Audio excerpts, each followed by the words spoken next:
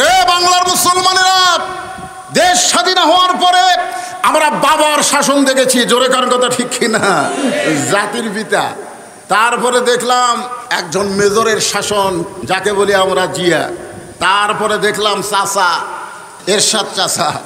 তারপরে দেখলাম ভাবি, তারপরে দেখলাম বুবু, তারপরে আবার ভাবি, তারপরে আবার বুবু, স্বৈরাচারী। অনেকেই বললেন মোদির বউ নাই, পরকারটা আমি কইলাম না। বহু দেখলাম, বহু দেখলাম।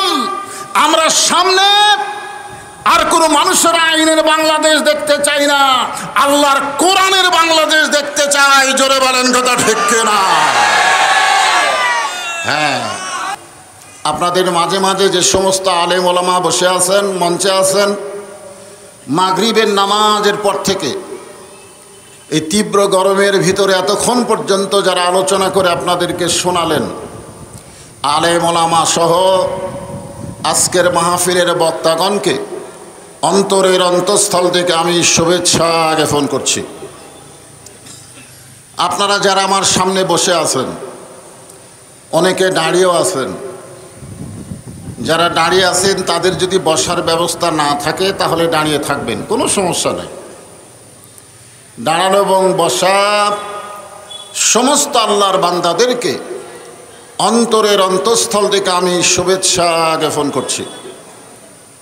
সম্মানিতা মা বোনেরা, পর্দার অন্তরালে যিনারা বসে বসে আলোচনা শুনতেছেন, তাদেরকেও শ্রদ্ধা জ্ঞাপন করে বর্তমান পরিবেশে এই মুহূর্তে আমি জানতে চাচ্ছি, লালপুরের আল্লাহর বান্দারা আপনারা কেমন আছেন?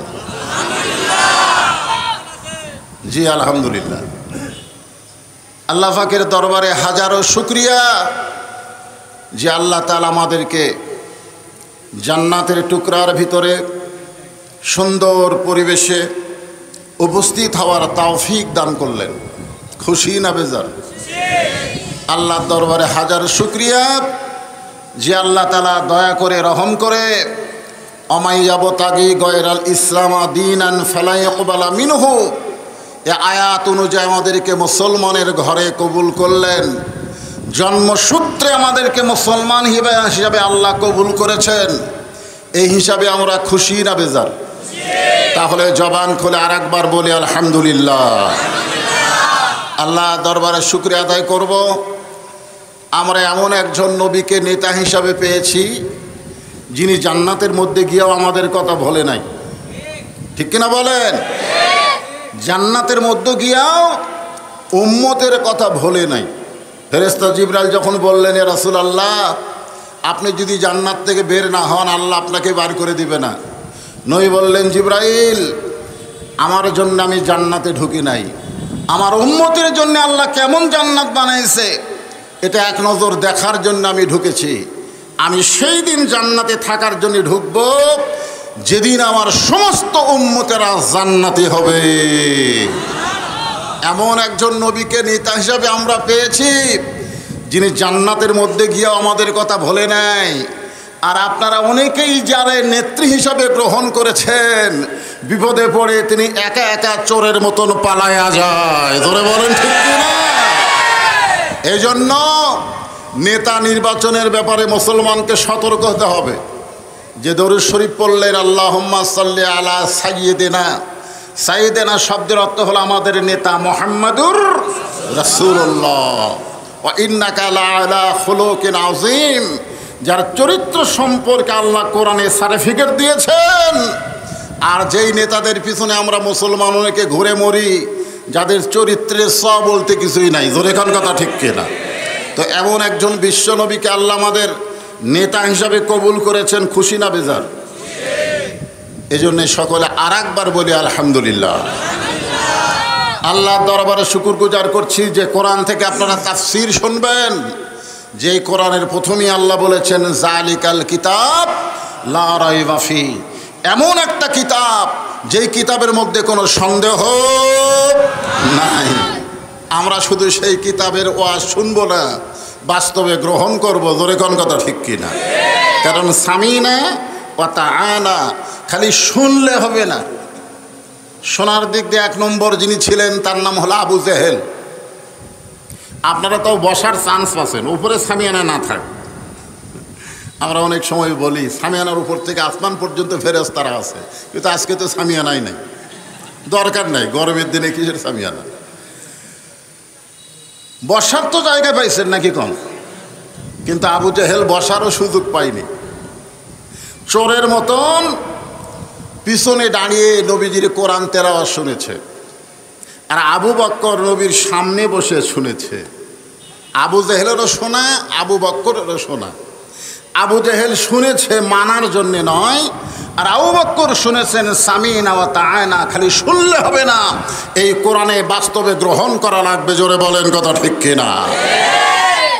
বর্তমান বাংলাদেশের পরিবেশ আমরা আশা করতে পারি,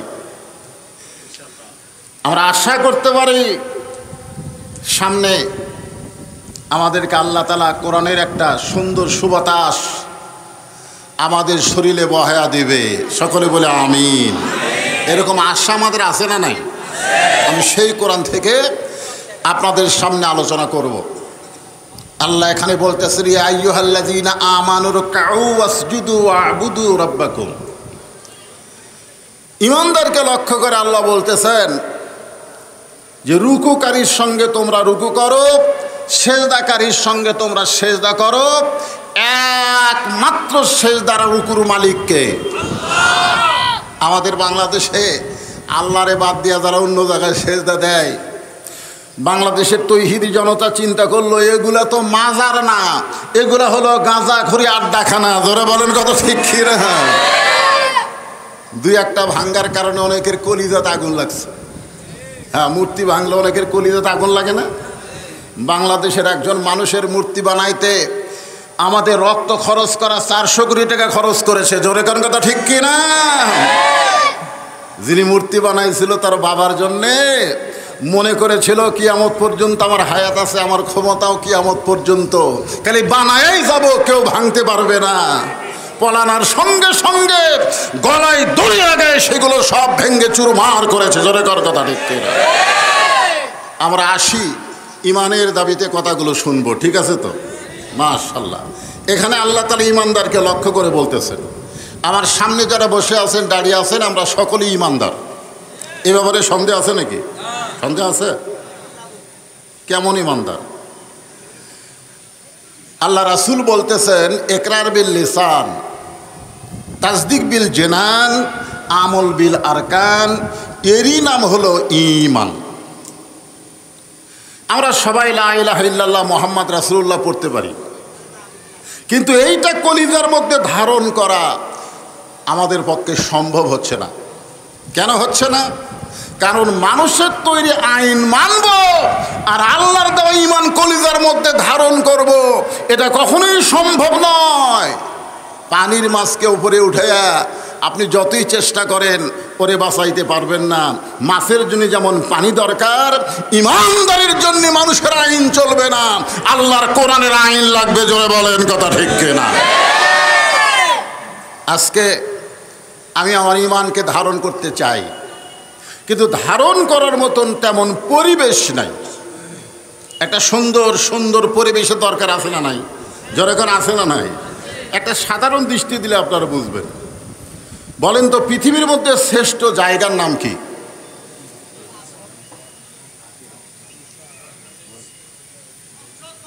সংসদ ভবন। পৃথিবীর মধ্যে শ্রেষ্ঠ জায়গা হলো আল্লাহর ঘর, মসজিদ। এটা আপনারা জানেন না? সাইড থেকে এখন সংসদ ভবন করলো কেন?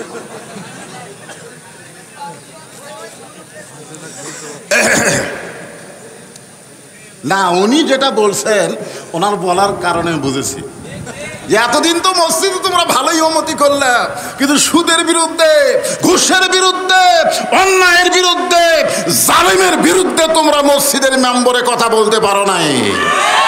কেন পারো নাই? কারণ সংসদের মধ্যে মমতাদের গান হয়েছে, নাট্যকারের নাটক হয়েছে, কিন্তু আল্লাহর কোরআনের আইন চালু হয় না। এই কারণে উনি সংসদ করেছেন। ওনার নিয়ত ঠিক আছে, কিন্তু নবীর হাদিস অনুযায়ী পৃথিবীর শ্রেষ্ঠ জায়গা হলো আল্লাহর ঘর মসজিদ। আপনি সেই মসজিদের মধ্যে জোহরের নামাজ আদায় করবেন সামনে কাতারে জামাতের সাথে, আপনার নিয়ত ভালো না খারাপ? কথা কয় না। কিন্তু সমস্যা হলো মসজিদ আপনার বাড়ি থেকে 200 গজ দূরে। কত গজ? এখন 200 গজ কি আপনি হেঁটে যাবেন না হেলিকপ্টারে যাবেন? এ কথা কন, হেঁটে যাবেন না হেলিকপ্টারে? হ্যাঁ, হেঁটে যাবেন। এখন মসজিদের সামনে কাতারে জোহর নামাজ পড়ার জন্যে আপনি বাড়ি থেকে অজু করে হেঁটে হেঁটে মসজিদে যাচ্ছেন, প্রতি কদমে কদমে সুবহানাল্লাহ আলহামদুলিল্লাহ জিকিরও করতেছেন। কিন্তু বর্তমান বাংলাদেশের পরিবেশে 2টা বেপরদা নারী আপনার 2 চোখত পড়ছে, আপনি দেখবার চাননি কিন্তু তারপরেও পড়িছে। আপনারা বলেন তো, আমাদের চোখের মধ্যে মশা মাছি কেউ ঢুকাবার চাই, তারপরে ঢোকে কি ঢোকে না? হঠাৎ একটা পোকা ঢুকলো, এখন আপনি কি করবেন? এই পোকা তোলার জন্যে আপনি আর হাঁটবেন না, বরং আপনি দাঁড়িয়ে পোকা তোলার জন্য চেষ্টা করবেন। তো পোকা পড়লে আপনি পোকা তুলবেন চোখ থেকে, কিন্তু 2টা বেপরদা নারী যদি আপনার চোখত পড়ে, আপনার বলেন তো কেমনে তুলবেন? তোলা যাবে? তোমাকের বউ আমার চোখত পড়তে পারে, দেখ তো কোন জায়গাতে আছে। একজন দেখবার বলবে, ভাই দেখা তো যায় না। তুই দেখবার পাইস না, আমি তো দেখবার পাই। তার মানে কি হয়েছে? এই চোখে পড়ার সাথে সাথে এই জায়গাতে একটা মেমোরি আছে। জোরে কোন কি আছে? এই দেখাও সারা, এখানে লোড হওয়াও সারা। এখন আপনি মসজিদের মধ্যে সামনে কাতারে গিয়ে নিয়ত করলেন, ইলা জিহাতিল কাবাতি শরীফাত, আল্লাহু আকবার। আমার মুখ আছে কাবার দিকে, চোখ আছে সেজদার দিকে, আর মন খালি বলতেছে রাস্তার মধ্যে কি দেখলাম রে। এখন আপনারা বলেন, পৃথিবীর শ্রেষ্ঠ জায়গার মধ্যে গিয়েও রাস্তার 2টা বেপরদা নারীর কথা যদি আপনার মনের মধ্যে হয়, তাহলে শুধু মসজিদ ভালো রাখলে নয় হবে না, যে রাস্তা দিয়ে আপনি মসজিদে যাবেন ওই রাস্তাটাও আল্লাহর কোরআনের আইন দিয়ে তৈরি করা লাগবে। জোরে গান কথা ঠিক কিনা? এখন কোরআনের আইন দিয়ে রাস্তা তৈরি করতে গেলে কোনো নারী বেপর্দা হয়ে রাস্তায় আসতে পারবে? হুকুম কার? আল্লাহ কোরআনে বলেন, অকরনা ফি বুয়ুতিকুন্না ওয়ালা তাবাররাজনা তাবাররুজাল জাহিলিয়াতিল উলা। মেয়েরা, ও মায়েরা, আপনাদের এখানে মা বোনদের তো পর্দা খুব ভালো। এখানে একটা ভার্সিটি আছে, আছে না নাই?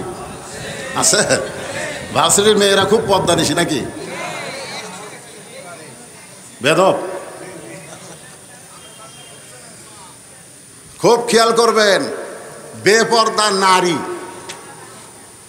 বেপর্দা নারী যদি সমাজের ভিতরে থাকে, আপনি সমাজের মানুষ হইয়া সুন্দর আমল করতে পারবেন না। আল্লাহর কোরআনের আইন দিয়ে আগে পর্দা নিশি তৈরি করা লাগবে। ধরে কারণ কথা ঠিক কিনা? আমার সঙ্গে সবাই একটু বলবেন, ওয়াজ শোনার আগ দিয়ে একটু সবাই জিকিরের মতন বলবেন। আমি যে বলবো বেপর্দা নারী যারা, আপনার বলবেন বিশ্ব বেহায়া তারা, বেহায়া। ধরে কোন কি? বেপর্দা নারী যারা। আর যেই বলবো পর্দানিশী নারী যারা, আপনারা বলবেন বিশ্ব সুন্দরী তারা। পর্দানিশী নারী যারা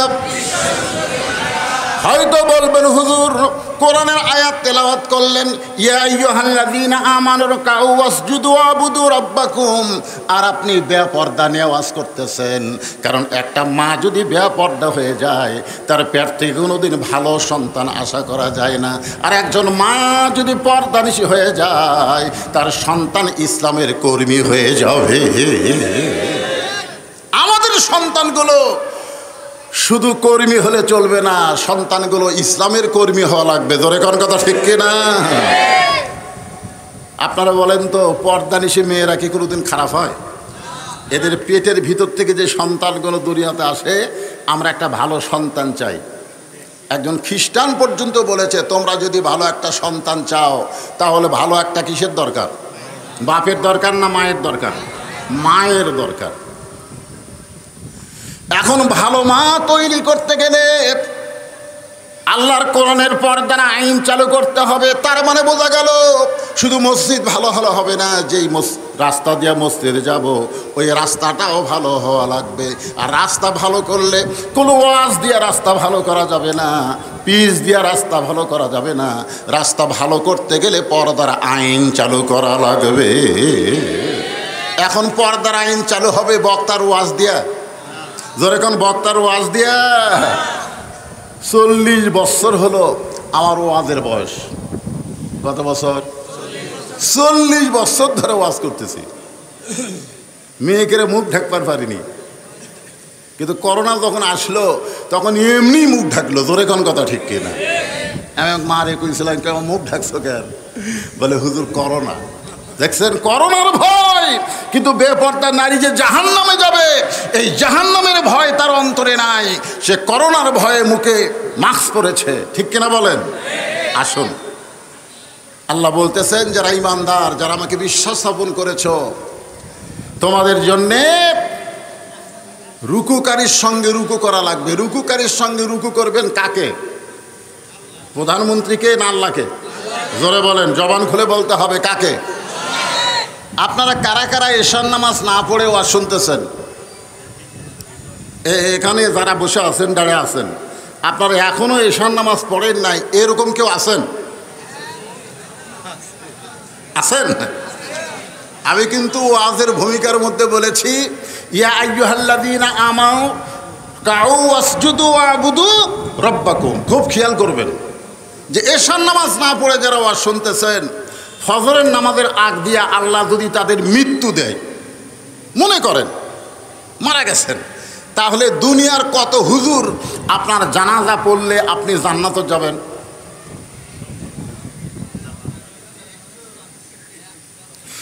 আর যদি এশার নামাজ পড়ে ফজরের আগে আপনি মারা যান, দুনিয়ার কোন মুসলমান যদি আপনার জানাজায় হাজির না হয়, এশার নামাজের ওসিলায় আল্লাহ আপনাকে জান্নাত দিয়ে দিবে। এখন হয়তো বলবেন হুজুর রুকুকারীর সঙ্গে রুকু করলে, সেজদাকারীর সঙ্গে সেজদা করলে আর কেবলমাত্র আল্লাহর জন্য রুকু সেজদা করলে আমাদের লাভটা কি? আল্লাহ বলেন ইন্নাস সালাতা তানহা আনিল ফাহশাই ওয়াল মুনকার। একমাত্র নামাজই পারে মানুষকে যাবতীয় খারাপি থেকে বাঁচায় দিতে। আমরা পারছি? কিন্তু আল্লাহ কোরআনে বলেছেন আল্লাযীনা ইম্মাক্কান্নাহুম ফিল আরদ। রে বাংলার মুসলমানেরা, দেশ স্বাধীন হওয়ার পরে আমরা বাবার শাসন দেখেছি, জোরে কার কথা ঠিক কিনা? জাতির পিতা। তারপরে দেখলাম আমরা একজন মেজরের শাসন, যাকে বলি আমরা জিয়া। তারপরে দেখলাম চাচা, এরশাদ চাচা। তারপরে দেখলাম ভাবি, তারপরে দেখলাম বুবু, তারপরে আবার ভাবি, তারপরে আবার বুবু, স্বৈরাচারী। অনেকেই বললেন মোদিরও বউ নাই। পরকারটা আমি কইলাম না। বহু দেখলাম, বহু দেখলাম। আমরা সামনে আর কোন মানুষের আইনের বাংলাদেশ দেখতে চাই না, আল্লাহর কোরআনের বাংলাদেশ দেখতে চাই। জোরে বলেন কথা ঠিক না? হ্যাঁ, আল্লাহর কোরআনের বাংলাদেশ দেখলে শোনেন, আসেন, আল্লাহ বলতেছেন আল্লাযীনা ইম্মাক্কান্নাহুম ফিল আরদ। মুসলমানের মধ্যে কাউকে যখন ক্ষমতার চেয়ারে বসানো হবে, আসলে ক্ষমতার মালিককে? আল্লাহ যদি কাউকে ক্ষমতা দেয়, সে যদি ক্ষমতার চেয়ারে বসে, তার 1 নম্বর দায়িত্ব হলো পর্দা সেতু নির্মাণ করা, নাকি? 1 নম্বর দায়িত্ব হলো ফ্লাইওভারের রাস্তা করা, তল দেও যাবে, উপর দেও যাবে। 1 নম্বর দায়িত্ব হলো 560টা মসজিদ করা। 1 নম্বর দায়িত্ব হলো মাদক মুক্ত যুবক করা। 1 নম্বর দায়িত্ব হলো বাল্য বিয়া বন্ধ করা। এগুলো সরকারের দায়িত্ব হতে পারে, তবে 1 নম্বর দায়িত্ব এগুলো না। 1 নম্বর দায়িত্ব হলো আকামুস সালাত, নামাজ কায়েম করা। জোরে বলেন কথা ঠিক কিনা? আজকে যদি নামাজ কায়েমের আইন বাংলাদেশে চালু হয়ে যায়, এশার নামাজ না পড়ে কেউ আর শুনবে? কিন্তু আপনারা শুনতেছেন কেন? আপনাদের কাছে ওয়াজের গুরুত্ব আছে, নামাজের গুরুত্ব নাই। এরা কোনো বক্তার ওয়াজে শোনে নাই, আমার ওয়াজেই শুনছেন। এক লোকটা টুপি মাথার দিয়ে নামাজ পড়ে, তার উপর আবার পাগড়ি পরে। পাগড়ি পরার কারণ হলো 70 গুণ সোয়াব আল্লাহ বেশি দেয়। কিন্তু একদিন মসজিদে গিয়ে দেখে পাগড়ি আনে নাই। চিন্তা করতেছে বাড়িতে যদি যাই অনেক দেরি হবে, আমি জামাত তরক করব। জামাতে নামাজ পড়লে 27 গুণ, আর পাগড়ি মাথার দিলে 70 গুণ। সবাই নামাজ পড়ে যখন বাড়িতে গেছে, ও তখন এক টানে লুঙ্গি খুলে ওই লুঙ্গি মাথার পাগড়ি পড়ছে। এখন পাগড়ি পরে যখন শেষ দাঁত গেছে, এমন সময় এক মুসলিম মসজিদের মধ্যে ঢুকে দেখে পরনে লুঙ্গি নাই। পিছনে মারছে থাবা, ও লাভ দিয়ে ওটা করে, আমারে মারলে কেন ভাই? বলে তোর লুঙ্গি গেল কোন জায়গায়? বলে তোমার কি চোখ নেই লুঙ্গি আমার মাথায়? বলে লুঙ্গি মাথাত কেন? বলে সোয়াবের আশায়। আপনারা বলেন তো, পাগড়ি পরা কি ফরজ? লুঙ্গি পরা? লুঙ্গি পরা সতর ঢাকা, জোরে করেন, সতর ঢাকা ফরজ। তাহলে লুঙ্গি পরা হলো ফরজ। তুমি সেই ফরজ বাদ দিয়া তুমি পাগড়ির সুন্নত আদায় করতেছো। এশার নামাজ হলো ফরজ, আর ওয়াজ শোনা হলো মুস্তাহাব। জোরে বলেন কথা ঠিক কিনা? এশার নামাজ বাদ দিয়া যারা ওয়াজ শুনতেছে, তারা লুঙ্গি খুলিয়া মাথার পাগড়ি পরিছে। এখন আমার সঙ্গে সকালে বলা লাগবে, বলবেন সবাই, এশার নামাজ বাদ দিয়া, জোরে কান, এশার নামাজ বাদ দিয়া যারা ওয়াজ শুনতেছে, তারা লুঙ্গি খুলিয়া মাথায়। দেখেন তো কারা কারা কয় না, বুঝবেন। যারা যারা কয় না এরা নামাজ পড়েনি। যদি এশার নামাজ না পড়ে আপনারা ওয়াজ শোনেন, এখানে মনে মনে যদি নিয়ত করেন, আল্লাহ আজকে হুজুর যেইভাবে আরকাউ ওয়াসজুদু আবুদু রাব্বাকুম, রুকু সিজদার গুরুত্ব আলোচনা করতেছে, আজ থেকে নিয়ত করলাম বাকি জীবনে এক ওয়াক্ত নামাজ বাদ দেব না। ফজর থেকে যদি নামাজ ধরে, আল্লাহ বলে বান্দারে তুই যত নামাজ পড়িস নাই, তোর যত পাপ হয়ে গেছে, ফজর ধরার সঙ্গে সঙ্গে আমি আল্লাহ তোরে মাফ করে দিলাম। এই নিয়তে আমাদের সকলে কোরআনের মাহফিলে বসার দরকার আছে না নাই? জোরে করে আছে না নাই? হ্যাঁ ভাইজান, নামাজই পারে মানুষকে যাবতীয় খারাপি থেকে বাঁচাই দিতে। বহু নেতার গল্প শুনছি। আমাদের প্রধানমন্ত্রী 560টা মডেল মসজিদ বানায় দিল। আমরা এতদিন জানতাম না যে প্রধানমন্ত্রী মনে করছিলাম নিজের বাপের টাকা দিয়ে মসজিদ বানাচ্ছে। এখন শুনলাম সৌদি আরব 8,000 কোটি টাকা দান করেছে, আর সেই টাকা মেরে খেয়ে সালারা মসজিদ বানাচ্ছে। জোরে এখন কথা ঠিক কিনা? হ্যাঁ, তাই তো কই খেরে নেতারা প্রধানমন্ত্রী মসজিদের বানানোর কথা কয়, কিন্তু এক নেতা নামাজ পড়ে না। তার কারণ কি? আপনারা কি মনে করতেছেন খালি মোড়ে মোড়ে মসজিদ বানালি হবে? এই জোরে কর, মসজিদ বানালি হবে? নামাজ কায়েমের বিল উত্থাপন করতে হবে। আর নামাজ কায়েমের বিল মানুষের তৈরি আইন দেওয়া হবে না, এইটা আল্লাহর কোরআনের আইন দিয়ে চালু করতে হবে। আল্লাহর কোরআন দিয়ে যখন বাংলাদেশ চলবে, তখন বাংলাদেশের সাইজটা কেমন হবে নিজের চোখে আমাদের দেখার দরকার আছে না নাই?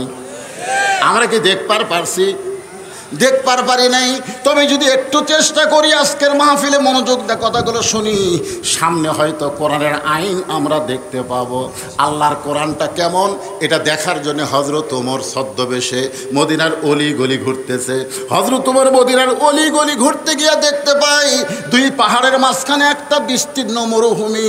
ওই মরুভূমির মধ্যে একজন রাখাল উট আর দুম্বা চড়াই। হযরত ওমর রাখালকে সালাম দিয়া আল্লাহর কোরআনকে দেখার নিয়ত করলেন। ধরে কান সুবহানাল্লাহ।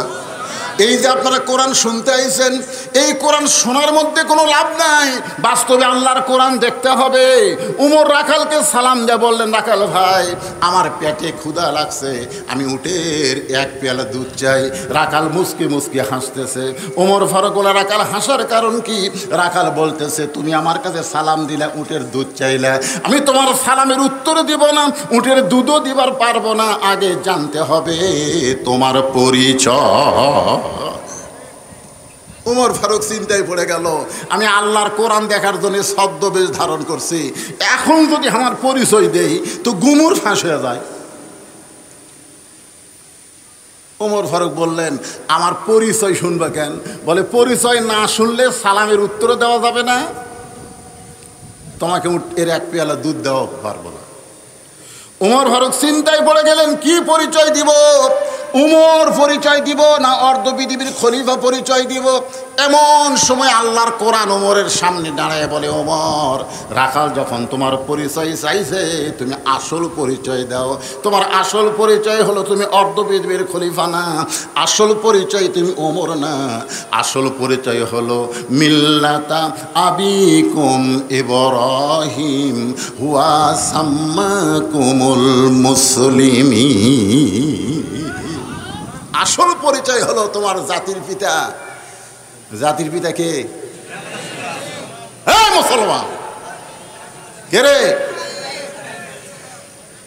কেউ যদি বলে দুই বাপে আমাকে জন্ম দিছে, বুঝবেন ওর জন্মের মধ্যে ভেজাল আছে। কেউ যদি বলে আমার জাতির পিতা দুইটা, বুঝবেন ওর জাতির মধ্যে ভেজাল আছে। তিনটা ব্যাপারে, তিনটা বিষয়ে আপনার একাধিক পিতা মানবেন না। একটা হলো আদি পিতা আদম আলাইহিস সালাম, একটা হলো জাতির পিতা হযরত ইব্রাহিম আলাইহিস সালাম, আর একটা হলো জন্ম দেওয়া বাপ।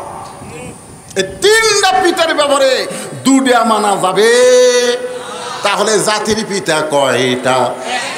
মুসলমান হিসেবে জবান খুলে বলেন কয়টা? আমরা বলি, যাকে তোমরা জাতির পিতা বলো আমরা তাকে জুতের ফিতা মনে করি। জোরে গান কথা ঠিক কি? মুসলমান, আল্লাহ কোরআনে ডাইরেক্ট বলেছেন, মিল্লাত আবিকুম ইব্রাহিম হুয়া সাম্মাকুমুল মুসলিমিন। ওমর ফারুক আল্লাহর কোরআন বলে, ওমর, রাখাল যখন তোমার পরিচয় চাইছে তুমি আসল পরিচয় দাও। তোমার আসল পরিচয় হলো তুমি একজন মুসলমান। ওমর ফারুক বলে, রাখাল ভাই, আমার পরিচয় যদি জানতে চাও, আমার পরিচয় হলো আমি একজন মুসলমান। রাখাল মুস্কি মুস্কি হাসে। ওমর ফারুক বলে, আবার হাসো কেন? বলে, হাসার কারণ হলো তুমি আসল না নকল।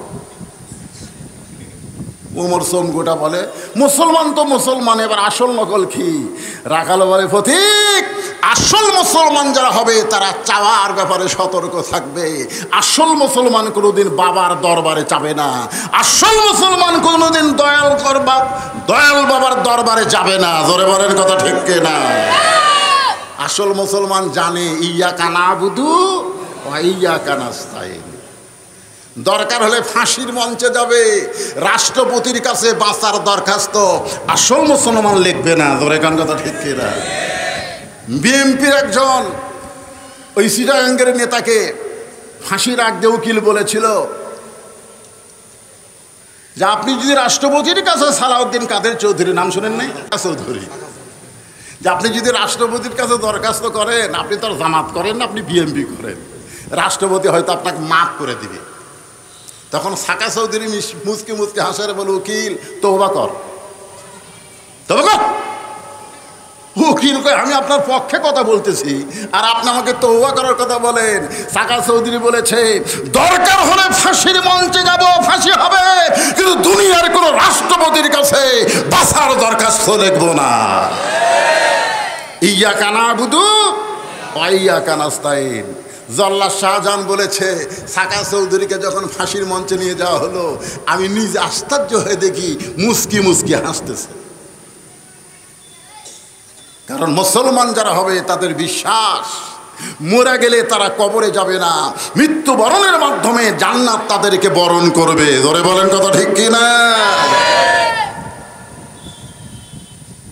রাখাল বলতে তো পথিক, তুমি যদি আসল মুসলমান হও তাহলে তুমি দুধ চাইলা কার কাছে? সঙ্গে সঙ্গে ওমর ফারুক চমকে ওঠে, মনে মনে চিন্তা করতেছে, রাখাল আমার আসল জায়গায় হাত দিয়েছে, তুমি দুধ চাইছো কার কাছে? আপনারা বলেন তো, রাখাল দুধ চাই, ওমর ফারুক দুধ চাইছে কার কাছে? জোরে গান কার কাছে? ওমর ফারুক চোখের পানি বের করে বলে, মাবুদ, তোমার কোরআন যখন দুনিয়াতে চালু থাকবে, ওমর যদি ভুল করে একটা রাখাল পর্যন্ত তার ভুলটা ধরতে পারবে। আমাদের বাংলাদেশে কোরআন চালু নাই, যার কারণে আমরা ভুল ধরবার পারি না। কোরআন চালু। উমর ফারুক জুম্মায় খুতবা দিচ্ছে, মাঝখান থেকে এক মুসল্লি দাঁড়িয়ে বলতেছে, আমির আল মুমিনিন খুতবা বন্ধ করেন। ওমর ফারুক বললেন, আমার অপরাধ কি? বলে, আমাদেরকে খাটো পাঞ্জাবি দিয়ে আপনি লম্বা জুব্বা পরে খুতবা দিচ্ছেন। বাংলাদেশের মতন 96টা দেশের খলিফা, তাকে একটা জুব্বা লম্বা পড়ছে দেখে খুতবা বন্ধ করে দিছে। আর আমাকে এমপিরা যখন ভাষণ দেয়, তখন যদি কেউ বলে আপনি এমপি কেমনে হলেন, বিয়া না করে যে সন্তানের বাপ হয় তা জাউরা কয়, জোরে কোন কথা ঠিক কিনা?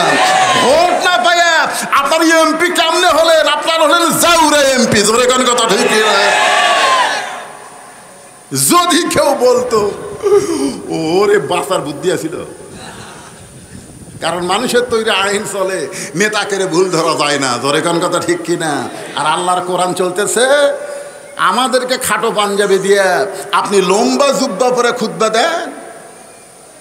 যতক্ষণ লম্বা জুব্বা কোথায় পাইলেন এটা না বলবেন, আপনার খুতবা শুনবই না। ওমর ফারুক ছোট বাচ্চার মতন কান্না শুরু করে দিলেন। এমন সময় ওমর ফারুকের ছেলে 30 পারা কোরআনের হাফেজ, 6 লক্ষ হাদিসের হাফেজ, নাম হলো আব্দুল্লাহ ইবনে ওমর। নেতার ছেলে 30 পারা কোরআনের হাফেজ। স্বরাষ্ট্রমন্ত্রীর ছেলেকেও কিন্তু ধরছে, জোরে কোন কথা ঠিক কিনা? স্বরাষ্ট্রমন্ত্রী এখনো কট হয়নি, কিন্তু আর ছেলেকে ধরছে। আজকে আবার বাড়িতে লেগে গেছে, কি পাওয়া যায়? চিতাবাঘের চামড়া পাশে, হরিণের শিং পাশে। হায় হায় ভাইজান, আল্লাহর কোরআনকে সামনে নিয়ে বর্তমান বাংলাদেশের কিছু নেতাদের চরিত্র উন্মোচন করার দরকার আছে না নাই? জোরে কেন আছে না নাই? ভবিষ্যতে এরকম নেতা যেন বাংলার জমিনে আর ফিরে না আসে, মনে কষ্ট নেবেন না। 30 পারা কোরআনের হাফেজ নেতার বেটা আব্দুল্লাহ ইবনে ওমর, খালি কোরআনের হাফেজ না, 6 লক্ষ হাদিসের হাফেজ। বাবার পাশে দাঁড়ায় বলতেছে, রে নবীর সাহাবীরা, আমার বাবার গায়ে লম্বা জুব্বা দেখে খুতবা বন্ধ করে দিলে, একবার আমার দিকে তাকাও।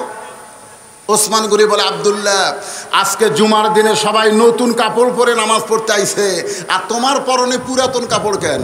আব্দুল্লাহ বলতেছে, আমি যদি নতুন কাপড় পরতাম তাহলে আমার বাবার জুব্বা লম্বা হতো না। সুবহানাল্লাহ বলেন। দুনিয়ার সবাই যখন ঘুমায়াছিল, এমন সময় আমার বাবা চোরের মতন চুপি চুপি। আব্দুল্লাহ ইবনে ওমর বলে, একদিন গভীর রাত্রে আমি চেতন পায়ে দেখি আমার মা দরজায় দাঁড়িয়ে আছে। আমি মায়ের কাছে গিয়ে দেখলাম মায়ের চোখ দিয়ে দর দর করে পানি পড়তেছে। আমি কইলাম, মা, এই গভীর রাত্রে আপনি দরজায় কেন? আমার মা বলতেছে, যেদিন থেকে তোমার বাবা মদিনার খলিফা হয়েছে সেদিন থেকে রাতের বেলা ঘুম পাড়ে না, সারা রাত মানুষের দুঃখ কষ্ট দেখে। তোমার বাবা যদি ঘুম না পাইরা মানুষের দুঃখ কষ্ট দেখে, আমি কেমনে ঘুমাই? আমি দরজায় দাঁড়িয়ে দোয়া করি, আল্লাহ যেন তোমার বাবাকে হেফাজত করে। সবাই ঘুম পাড়তেছে, কিন্তু কোরআনের আদর্শের নেতা হযরত ওমরের চোখে ঘুম নাই। আব্দুল্লাহর দরজায় গিয়ে বলে, আব্দুল্লাহ দরজা খুলে বের হয়ে গেল। বাবা, খবর কি? দেখে তাকায়, বাবার হাতে একটা পাঞ্জাবি। আব্দুল্লাহ মুসকে মুসকে হাসি আর বলে, নেতার বেটা হয়ে লাভ আছে রে, একটা পাঞ্জাবি বাইতুল মাল থেকে আমারে দিছে, আর গভীর রাত্রে আর একটা বাবা দিবে রাইছে রে। নেতার বেটা হওয়ার মধ্যে লাভ আছে না নাই?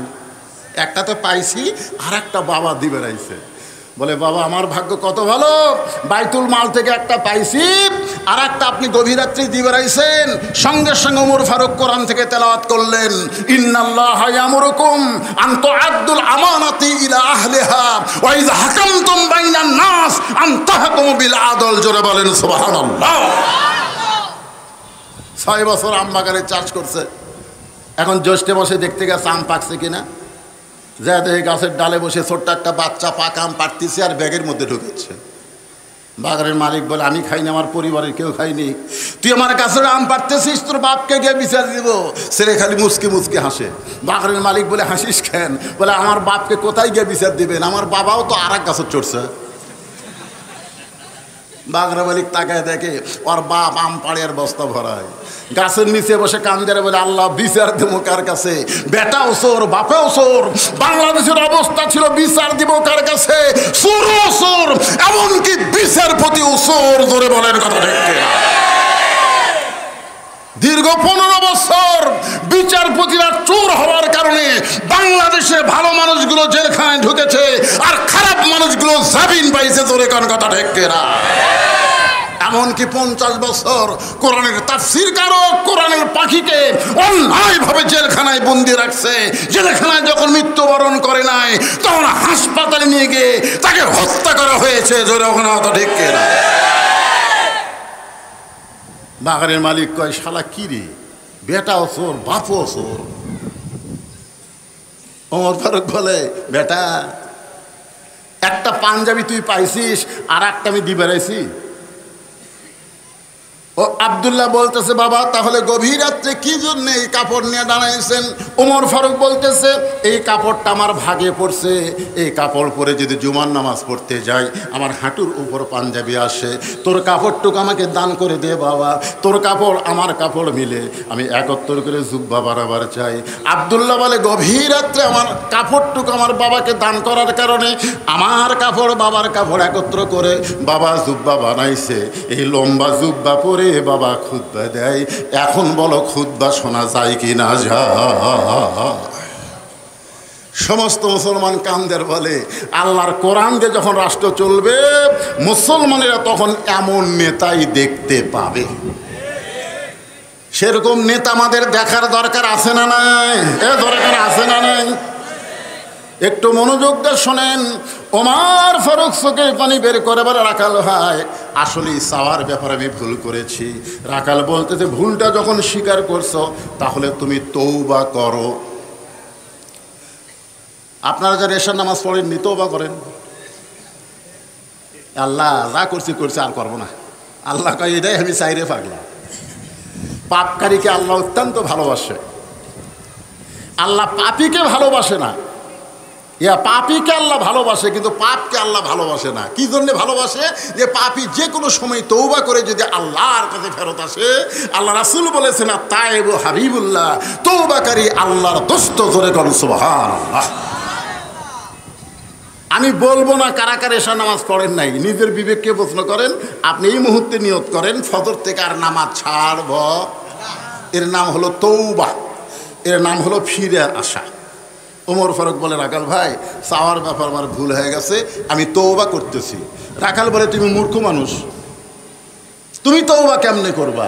আমি তোমাকে তওবা করাই, তুমি আমার সঙ্গে তওবা পড়ো। ওমর ফারুক জিব্বাত কামড় দিয়ে মনে মনে কয় একটা রাখাল পর্যন্ত আমাকে মূর্খ কয়। জোরে কোন কি কয়? ওমর কয় রাখাল মূর্খাবে কি দেখলে? বলে চাওয়ার ব্যাপারে যে বেটা সতর্ক হয় না সে কোনোদিন জ্ঞানী মানুষ না। ডক্টর কামাল বাংলাদেশের সংবিধান লেখছে। জোরে কোন ঠিক কিনা? 18 সালে ডক্টর কামালের নেতৃত্বে একদল নেতা সিলেটের শাহজালাল মাজারে গেছিল। মাজারে গিয়া 2 হাত তুলে বলতেছে বাবা এবার আমরা ভোটর দাঁড়াছি। 2 কান্দের ফেরেশতা কয় আল্লাহ এই শালা বাংলাদেশের সংবিধান লেখছে, আমি আল্লাহ বাদ দিয়া বাবার কাছে হাত তুলিছে। এর মতন মূর্খ তো কেউ নাই। কারণ চাওয়ার ব্যাপারে যে সতর্ক হয় না ই হলো সবচাইতে বড় মূর্খ। বর্তমান ডক্টর ইউনূস ওই ডক্টর কামালের কাছে আবার কাছে সংবিধান লেখানোর জন্যে। শোনেন, মানুষ লেখা সংবিধান মানুষ মানলে কোনোদিন শান্তি পাবে না। আল্লাহর দেওয়া সংবিধান আমাদের মানা লাগবে। জোরে কোন কথা ঠিক কিনা? ওমর ফারুক চোখের পানি বের করে বলে রাখাল ভাই তাহলে তুমি আমাকে তওবা পড়াও। এবার রাখাল হযরত ওমরকে তওবা পড়াচ্ছেন। আমার সঙ্গে সকলে পড়েন আস্তাগফিরুল্লাহ। পড়েন। আচ্ছা তওবা বললে কোনো সমস্যা আছে? সবাই পড়েন আস্তাগফিরুল্লাহ রব্বি মিন কুল্লি জামবি ওয়া তুবু ইলাইহি। ওমর ফারুক তওবা পড়ার পরে বলে রাখাল ভাই আল্লাহর হস্তে উটের 1 পেয়ালা দুধ দাও। কার হস্তে?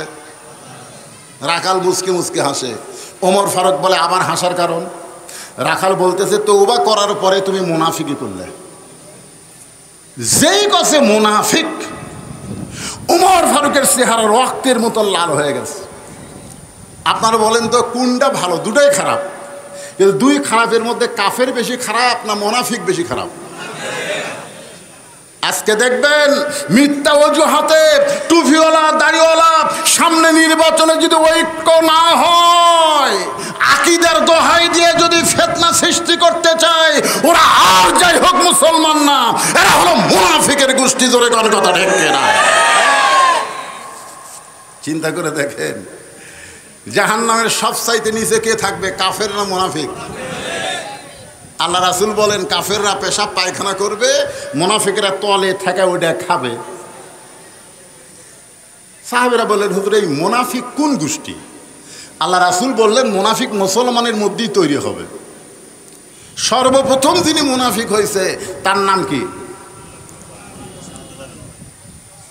আব্দুল্লাহ পাওয়া যাবে না। আব্দুল্লাহ ইবনে উবাই হলেন একজন সাহাবী, যিনি সর্বোত্তম মুনাফিক। তার নাম হলো, এই নামটা আপনারা খেয়াল থাকবেন, অনেক বক্তারাও ভুল করে, আব্দুল্লাহ ইবনে উবাই কয়। আসলে আব্দুল্লাহ ইবনে উবাই না, উবাই ইবনে খালদ। আব্দুল্লাহর বাপের নাম হলো উবাই, এই উবাইটা হচ্ছে মুনাফিক। আপনারা বলেন তো মুনাফিক হওয়ার পিছনে কারণ কি? উনি কিন্তু 5 ওয়াক্ত নামাজ মসজিদে জামাতের সাথে পড়তেন। হয়তো আবু বকর রাদিয়াল্লাহু কখনো ডান পাশে কখনো বাম পাশে দাঁড়াতেন। আল্লাহ রাসূল তাকায় দেখতেন আবু বকরের যেমন পাগড়ি, যেমন দাড়ি, যেমন জুব্বা, ওই উবাইয়েরও তেমন দাড়ি, তেমন পাগড়ি, তেমন জুব্বা। কোনোদিন আবু বকরের আগে উবাই মসজিদে আসতো কোনোদিন। আল্লাহ রাসূল বলতেন এরা এতই পাকা মুসলমান রে বাবা, সামনে কাতার আবার তাকবীরে উলে। কিন্তু এত ভালো নামাজি মুনাফিক কখন হলো? কোরআনের একটা আয়াত যখন নাজিল হয়েছে, আয়াতটা হচ্ছে ইয়া আইয়ুহান নাবিয়্যু হারজিল মুমিনিনা আলাল কিতাল। ওগো নবী, যারা আপনার পিছনে জামাতবদ্ধ হয়ে নামাজ পড়তেছে তাদেরকে সৈন্য হিসাবে গড়ে তোলেন, কারণ যে কোনো সময় মক্কার কাফেরেরা মদিনা আক্রমণ করতে পারে। আর মদিনা যখন আক্রমণ করবে তখন নামাজ দিয়ে রোজা দিয়ে আপনি মদিনা রক্ষা করতে পারবেন না। ওই কাফের বেঈমানদের বিরুদ্ধে অস্ত্র ধরা লাগবে। হুকুম কার? এই আয়াত যখন নাজিল হলো তখন ওমর ইবনে খালদ সামনে থেকে গিয়ে আল্লাহ রাসূলকে বলতেছে হুজুর এটা না গন্ডগোলের আয়াত। আয়াত কে নাজিল করছে? নবী না আল্লাহ? নবী কয় আল্লাহ, তুমি নাজিল করলা কোরআনের আয়াত, আর এই শালা কয় গন্ডগোলের আয়াত। ইকে টুপি দাড়ি জুব্বা যেই রকম দেখতেছি এর তো চিনতে পারতেছি না আসলে কে। সঙ্গে সঙ্গে আল্লাহ তাআলা আয়াত নাজিল করলেন ওয়ামিনান নাসি মাইয়াকুলু আমান্না বিল্লাহি ওয়া বিল ইয়াউমিল আখিরি ওয়া মা হুম বিমুমিনিন।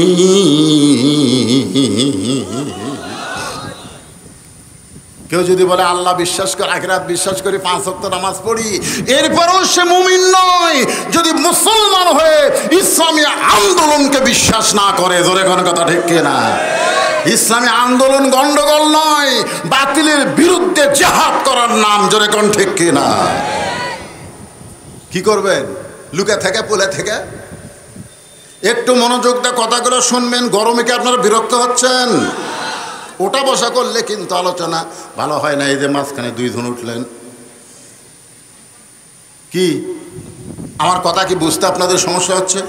আমি মাইকলা ভাইকে বলছি ভাই সাউন্ড যদি আসতেও হয় অসুবিধা নাই, কিন্তু চঞ্চন করলে জনগণ কিন্তু বুঝতে পারবে না। আপনারা কি আমার কথা বুঝতেছেন? বুঝতে পারতেছেন? উমর ফারুক চেহারা রক্তে লাল করে বলতেছে রাখাল আমার মধ্যে মুনাফিকের তুমি কি দেখলে? রাখাল বলতেছে আপনার মুখের সাথে মনের মিল নেই। আপনি সত্যি করে বলেন তো আমি কি উটের মালিক? ওমর ফারুক বলতেছে না, তুমি তো উটের মালিক না। তো মালিক বাদ দে, আপনি রাখালের কাছে আল্লাহর রাস্তে যতই চান রাখাল দিবার পারবে। আমার জীবনে যার প্রমাণ। পাবনা বাইকলা মাহফিল করে টেস্টে কেবল নামছি, ইতিমধ্যে এক লোক দৌড়ে এসে চকচক 100 টাকার লোট আমার হাতত দিছে, দিয়ে কয় হুজুর দোয়া করেন। আমি টাকা দেখে লোভ হলো, চকচকা তো পকেটে থুয়ে বললাম কিসের দোয়া? বলে আমার বইয়ের পেটে একটা বাচ্চা আইছে, আল্লাহ যেন পুত্র দেয়। আমি তখন চিন্তা পড়ে গেলাম, কে রে, আমি 3 মেয়ের বাপ, আজ পর্যন্ত আল্লাহ আমাকে পুত্র দেয়নি, আর আমার দোয়া দেয়া ওর বইয়ের পেটে পুত্র হবি? আমার খবর তো আমি জানি। পকেট থেকে 200 টাকা বের করে দিলাম। কয় হুজুর আমি তো টাকা চাইনি, দোয়া চাইছি। আমি বললাম পাগলা তুই জানিস না আমি 3 মেয়ের বাপ, আমার দোয়া যদি পুত্র সন্তান হতো তাহলে আল্লাহ আমাকে একটা দিত। আমি তো বহু দোয়া করছি, আল্লাহ আমাকে দেয়নি। তখন বলে হুজুর আপনি টাকা আপনি নেন, আমারটা আমাকে দেন। ওই টাকা নিয়ে তখন দৌড় মারতেছে। আমি সব করে হাত ধরে বললাম কোথায় যাবি? বলে ওই হুজুরের কাছে যাবো যার বেটা সওয়াল আছে। আমি কইলাম কোনো হুজুরের কাছে না, কোনো বাবার কাছে না, কোনো মাজারে না, কোনো পীরের কাছে না। পাবার যদি চাও একমাত্র আল্লাহর কাছে চাইতে হবে। জোরে কোন কথা ঠিক না? রাখাল বলে পথিক সত্যি যদি উটের 1 পেলা দুধ চাও তাহলে আমি রাখালের কাছে আল্লাহর রাস্তে না চাইয়া মালিকের বাড়িতে যাও। এখান থেকে 10 মাইল দূরে ওই মালিকের বাড়িতে গিয়া বলো মালিক আল্লাহর রাস্তে উটের 1 পেলা দুধ চাই। মালিক যদি হুকুম দেয় তাহলে আমার কাছে আসো, আমি তোমাকে উটের 1 পেলা দুধ দিব। ওমর ফারুক চোখের পানি বের করে বলে রাখাল ভাই এত কষ্ট করে এত দূর মালিকের বাড়ি যাওয়ার দরকার নাই, বরং তোমাকে আমি 2 টাকা দিচ্ছি, তুমি আমারে উটের 1 পেলা দুধ দাও। রাখাল এবার চারিদিকে তাকায় বলে পথিক তুমি কি হযরত উমরকে চিনো? ওমর চমকে উঠছে। রাখাল বলতেছে পথিক তুমি তো আমারে 2 টাকা ঘুষ দিবার চাচ্ছা, তুমি কি উমরকে চিনো?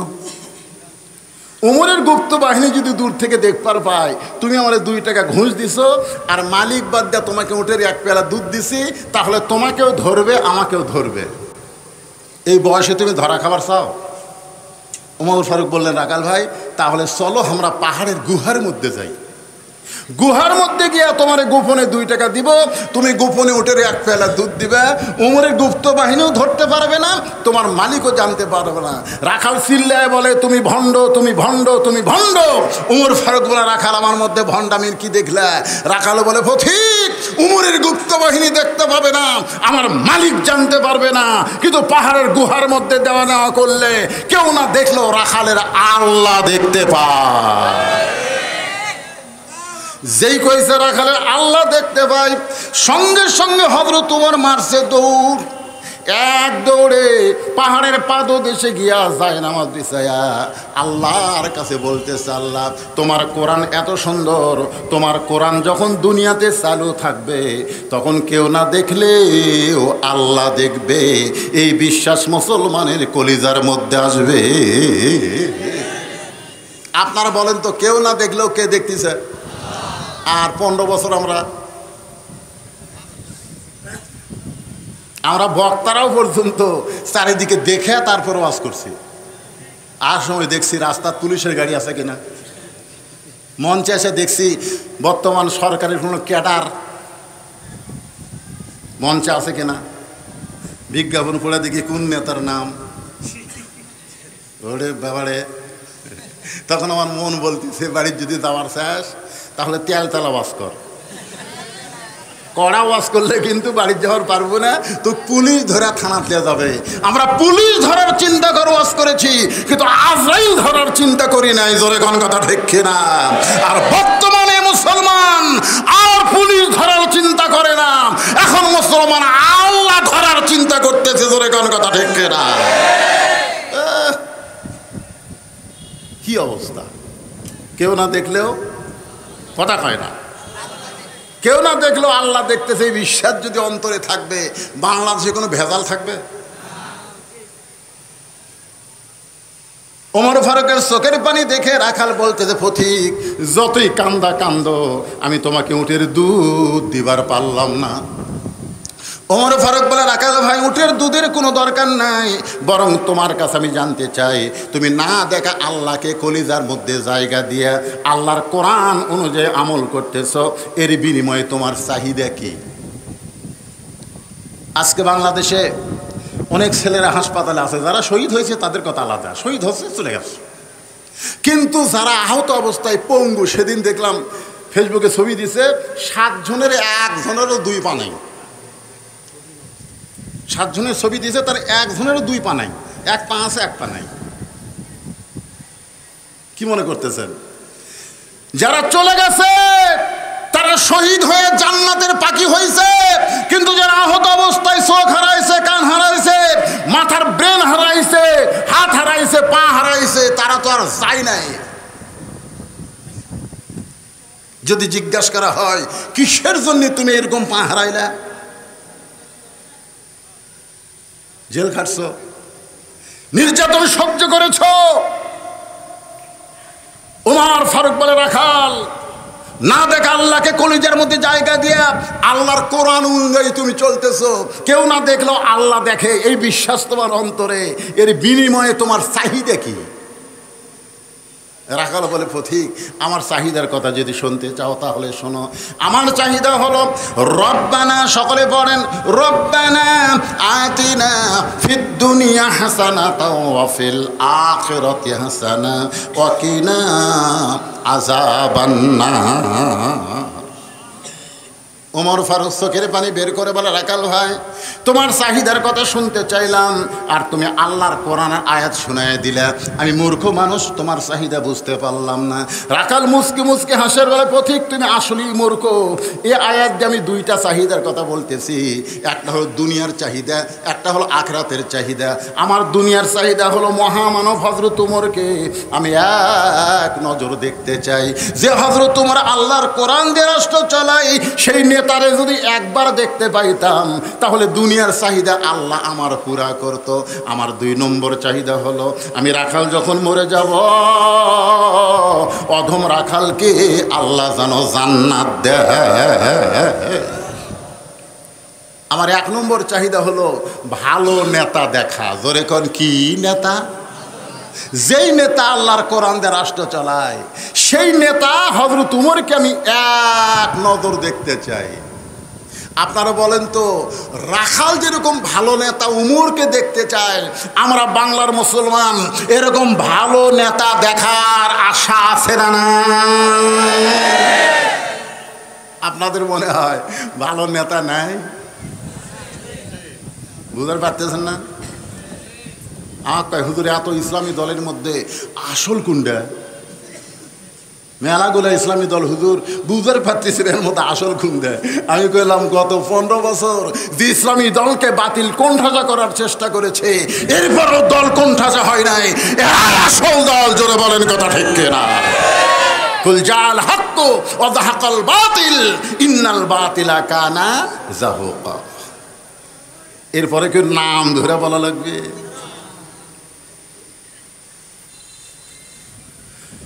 ওমর ফারুক চোখের পানি বের করে মনে মনে চিন্তা করতেছে, রাখালের 1 নম্বর চাহিদা হলো হযরত ওমরকে এক নজর দেখতে চাই, কিন্তু আমি তো ওমর। এখন যদি বলি আমি ওমর, তাহলে রাখাল হার্ট ফেল করে মারা যাবে। কারণ যে রাখাল আমাকে তওবা পড়াইছে, যে রাখাল আমাকে মুনাফিক কইছে, যে রাখাল আমাকে ভণ্ড কইছে, এখন যদি বলি আমি ওমর, বলাও সারা, রাখাল হার্ট ফেল করে মরাও সারা। উমর চিন্তায় পড়ে গেল। রাখালের চাহিদা হলো কয়টা? 1 নম্বর চাহিদা হলো ভালো নেতা উমরকে দেখা, আর 2 নম্বর চাহিদা হলো মরে যাওয়ার পরে আল্লাহ যেন জান্নাত দেয়। উমর ফারুক রাখালের হাতটা এরকম থপ করে ধরে 3 বার চুমা খাইছেন। 3 বার চুমা খাইছেন। রাখাল বলতে, পাগল নাকি? আমার ঘামা হাতে 3 বার চুমা খাওয়ার কারণ কি? ওমর ফারুক বলে, রাখাল ভাই তোমার 2 নম্বর চাহিদা আল্লাহ পুরা করছে, মরার সঙ্গে সঙ্গেই আল্লাহ তোমাকে জান্নাত দিবে। যারা পারেন তারা আমার সঙ্গে পড়েন, আর যারা পারেন না তারা চুপ করে শুনে শেষে আল্লাহু আকবার তাকবীর দিবেন। পারবেন না ভাইজান? ইন্নাল্লাযীনা ক্বালু রাব্বুনাল্লাহু সুম্মা ইসতাকামু তাতানাজ্জালু আলাইহিমুল মালায়েকা আল্লা তাখাফু ওয়া লা তাহজানু ওয়া আবশিরু বিল জান্নাতিল্লাতী কুনতুম তুআদুন।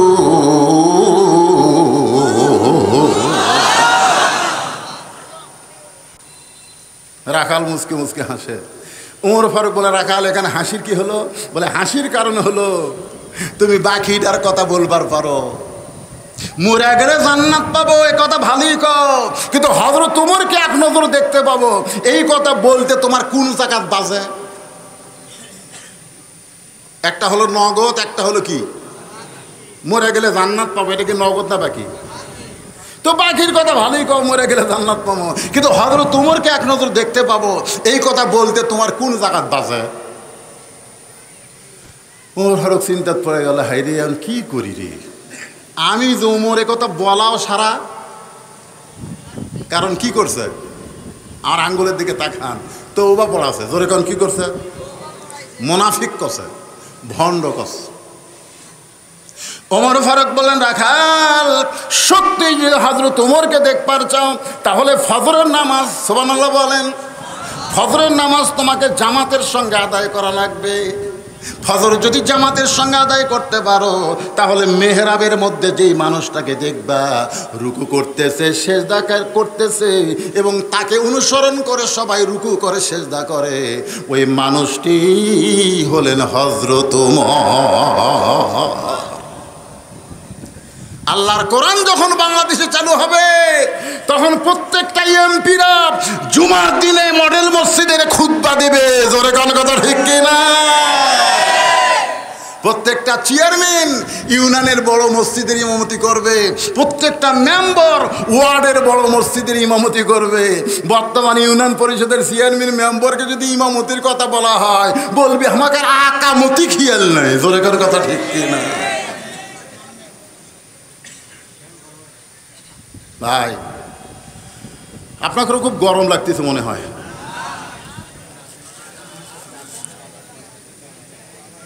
আর কিছুক্ষণ একটু চালায় কি করবেন, বিরক্ত হচ্ছেন? আল্লাহর কোরআন যখন চালু হবে তখন দেখবেন যিনি তিনি নেতা হবার পারবেন না, নেতা হওয়ার গেলে আগে মসজিদে প্র্যাকটিস করা লাগবে, তোর কোন কথা ঠিক? এক ওয়াক্ত নামাজ পড়ে না, চামচা কয় আমার নেতার চরিত্র ফুলের মতন পবিত্র, নামাজ পড়ে না এক ওয়াক্ত, গাঁজা খায়।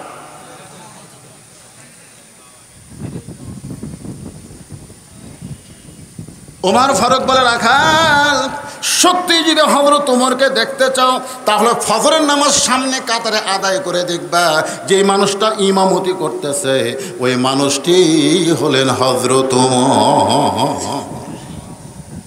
রাখাল মুচকি মুচকি হাসে। ওমর ফারুক বলে, আবার হাসি কেন? বলে, হাসার কারণ হলো আমি বারান্দাত নামাজ পড়ি, আমি একজন রাখাল মসজিদের মধ্যে ঢোকার সাহস পাই না, মসজিদের মধ্যে নবীর দামি দামি সাহাবী, ওই দামি দামির মধ্যে আমি রাখাল কেমনে যাই? আমি বারান্দাত নামাজ পড়ি ভাই। ওমর ফারুক বললেন, বারান্দাত নামাজ পড়লে তুমি তো ওমরকে দেখতে পাওয়া না, ওমরকে দেখবার গেলে তোমাকে সামনে কাতার ধরা লাগবে। রাখাল বলতে, পাগল নাকি আমি হলাম রাখাল? মসজিদের ভিতরে দামি দামি সাহাবী, ওই দামি দামির মধ্যে আমি রাখাল কেমনে যাই? ওমর বলে, রাখাল রে তুমি কম দামি আর ভিতরে দামি, এই কথা তোমারে কে বুঝাইছে? আল্লাহর কোরআন দেখো, কোরআন বলতেছে ইন্না আকরামাকুম ইনদাল্লাহি আতকাকুম, সেই ব্যক্তি সবচাইতে দামি হয় যারা কলিজার মধ্যে আল্লাহর বেশি ভয়। দেখবার যদি চাও ফজর সামনে পড়া লাগবে। রাখাল বলতেছে, ঠিক আছে আজকে ঈশার নামাজ পড়ার পরে আমি বাড়ি যাচ্ছি না। ওমর ফারুক বললেন, কেন? বলে, এশা পড়ে যদি বাড়ি যাই ফজর যদি সামনে না পাই, এই জন্য নিয়ত করছি এশার থেকেই শুরু কর্ম ফজর সামনে কাতারে যাওয়ার। ওমর ফারুক বললেন, তুমি জানো ফজর থেকে জোহর, এশা থেকে ফজর, এই দুই ওয়াক্ত নামাজের লম্বা সময় তুমি জানো কি জন্যে? ফজর থেকে জোহর লম্বা সময় আল্লাহ দিছে, চাকরি বাকরি করবা, ব্যবসা বাণিজ্য করবা, খেতে খামারে কাজ কাম করে তোমার দেহের যে ক্ষয় হবে, এশা থেকে ফজর লম্বা সময় দেওয়ার কারণ হলো ওই সময় তুমি ঘুম পারবা, ওই ঘুমের কারণে আল্লাহ তোমার দেহের ক্ষয় পুরো করে দিবে। তাহলে এশা থেকে ফজর যদি সামনে ধরবার চাও তোমার ঘুমের খবর কি?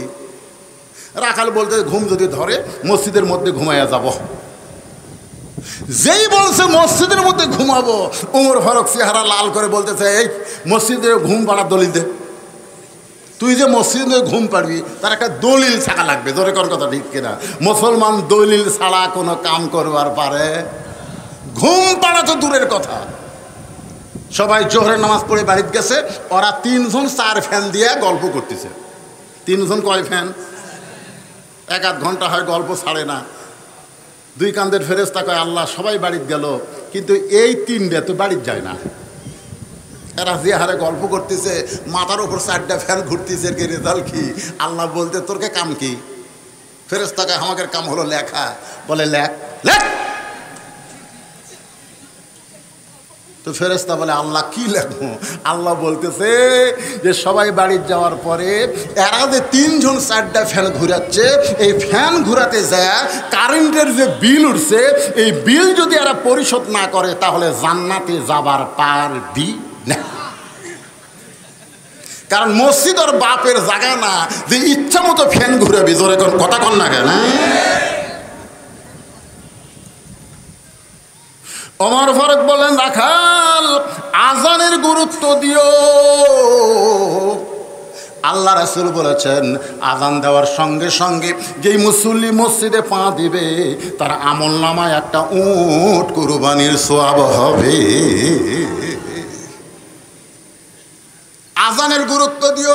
এতদিন রাখাল নামাজ পড়েছে বারান্দায়, কিন্তু আজকে নামাজ পড়বে সামনে কাতারে। জোরে কোন কাতারে?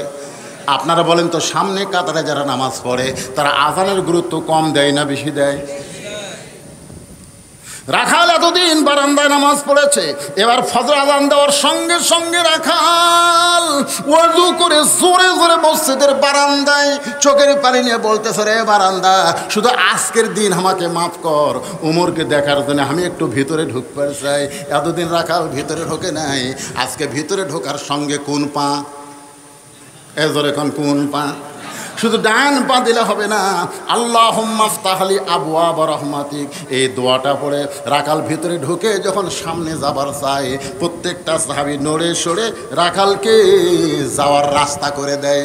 রাখাল বলে আল্লাহ, এতদিন বারান্দা থেকে কি ভাবলাম, মনে করছিলাম ভিতরে দামি দামি, কিন্তু আজকে ভিতরে ঢুকে দেখতেছি আমিও যাই এরাও তাই, মানুষের মধ্যে কোনোই তফাৎ।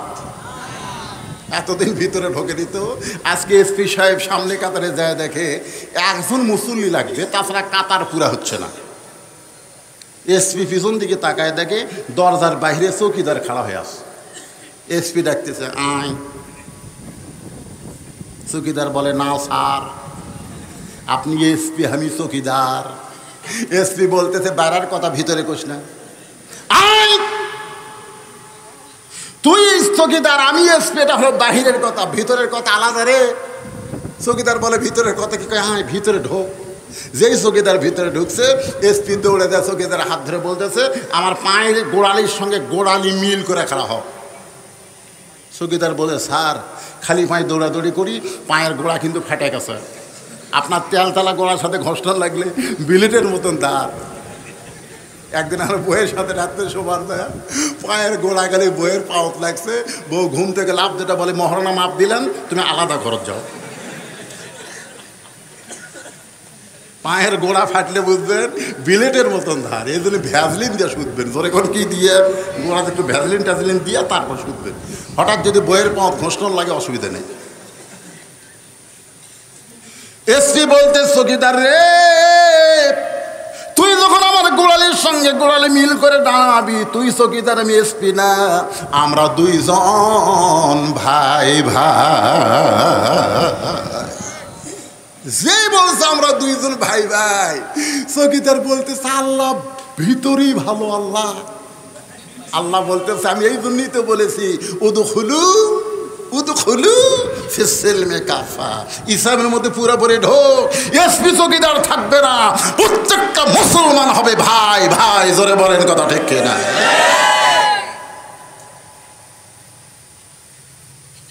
আমি নিজের চোখে দেখছি 3 জন মুসল্লি, একটা আওয়ামী লীগ, একটা বিএনপি আর একটা জামাত। আসরের নামাজের সময় ওরা 3 জন খালি দেখতেছে, হুজুর আসতেছে না, হুজুর নেই। আমি ঢুকবার যা চিন্তা করলাম, আমি ঢুকলেই আমাকে ইমাম বানিয়ে দিবি, দরকার নেই। আমি দরজার ফাঁক দিয়ে চিন্তা করি, দেখি নামাজের সময় এরা কি করে। একে নামাজের সময় যখন 2 মিনিট পার হয়ে গেল, তখন জামাতে ইসলামের ভাই বলতেছে কে রে ভাই, ইমাম যখন আসলো না, আমরা কর্ম কি? আওয়ামী লীগের নেতা বলতেছে তুই জানিস না কি কর্ম? জামাত বলতেছে আপনি সরকারি দল, আপনি সামনে যান। আওয়ামী লীগ কি কইলি, কোন নামাজ কয় রাকাত আমি সেটাই জানি না, আর আমি সামনে যাবো? জামাত ইসলাম বলতেছি বিএমপির ভাইকে ভাইরে তাহলে আপনি যান। ও বলতেছে পাগলা আমি আকামত পারি রে, ইমামতি পারি না। এখন বলতে তাহলে সামনে কে যাবি? আওয়ামী লীগ বলতেছে সময় নষ্ট করিস না, যা সামনে যা।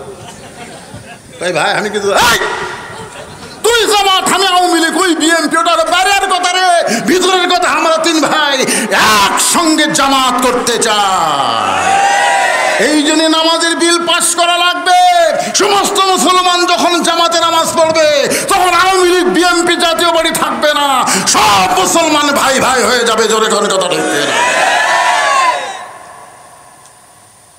ইয়া আইয়ুহাল্লাযীনা আমানু রুকউ ওয়াসজুদু ওয়া'বুদু রাব্বাকুম। রুকারির সঙ্গে রুকু করতেছে, আর জামাতও কাত হয়ে আছে, বিএনপিও কাত, আওয়ামী লীগও কাত। কে অপরস কে রাখাল যাইতে যাইতে সামনে কাতারে ফজরের ফরজ নামাজের আগে 2 রাকাত সুন্নত নামাজ আছে। আল্লাহ রাসূল বলেছেন ফজরের পূর্বে 2 রাকাত সুন্নত যখন আদায় করবে, আসমান জমিনের যত ফাঁকা জায়গা আল্লাহ নেকি দিয়া পরিপূর্ণ করে দিবে। ফজরের ফরজ নামাজের পূর্বে কয় রাকাত? 2 রাকাত সুন্নত নামাজ পড়ে রাখাল চুপটি করে বসে আছে, মনে মনে চিন্তা করে হযরত ওমর ফারুককে এক নজর দেখতে চাই। এই চিন্তায় যখন বসে, এমন সময় একজন সাহাবী মসজিদের মধ্যে ঢুকি মনে মনে চিন্তা করে আমার জায়গাতে এটা কে বসে আছে। যেই সাহাবী মসজিদের মধ্যে ঢুকে মনে মনে চিন্তা করে আমার জায়গায় এটা কে বসেছে, ওই সাহাবীর নাম হলো ওসমান গনি। সাহাবীর নাম কি? বলতেছে কে রে, আমার জায়গাতে এটা কে রে? আচ্ছা মসজিদের মধ্যে কোনো জায়গা তো কারো দখল না, কিন্তু ওসমান গনি এমন বলার কারণ হলো আল্লাহ রাসূল বলেছেন আমি যখন ইমামতি করব, আমি নবী যখন ইমামতি করব, আমি বরাবর পিছনে যিনি দাঁড়াবেন তার নাম হলো আবু বকর। আমার আবু বকর যখন ইমামতি করবে, আবু বকর বরাবর পিছনে যিনি দাঁড়াবে তার নাম উমর। উমর যখন ইমামতি করবে, উমর বরাবর পিছনে যিনি দাঁড়াবে তার নাম হলো ওসমান। ওসমান যখন ইমামতি করবে, ওসমান বরাবর পিছনে যিনি দাঁড়াবে তার নাম হলো আলী। আমার আলী যখন ইমামতি করবে, আলী বরাবর পিছনে। এই পিছনে বলার পরে নবী চুপ হয়ে গেলেন। সাহাবেরা বললেন হুজুর আলী যখন দাঁড়াবে, আলী বরাবর পিছনে কে দাঁড়াবে? রাসূল বললেন মা ইয়ান্তিকু আনিল হাওয়া ইন হুয়া ইল্লা ওয়াহয়ুন ইউহা। আমি নবী ততক্ষণ বলতে পারি যতক্ষণ আল্লাহ বলায়। এ আলী পর্যন্ত বলার হুকুম পাইছি, তারপরে বলার হুকুম নাই। এই পর্যন্তই হলো খোলাফায়ে রাশিদ। তাহলে ওমর ফারুক যখন ইমামতি করবে, ওমর ফারুক বরাবর যিনি দাঁড়াবে তার নাম কি?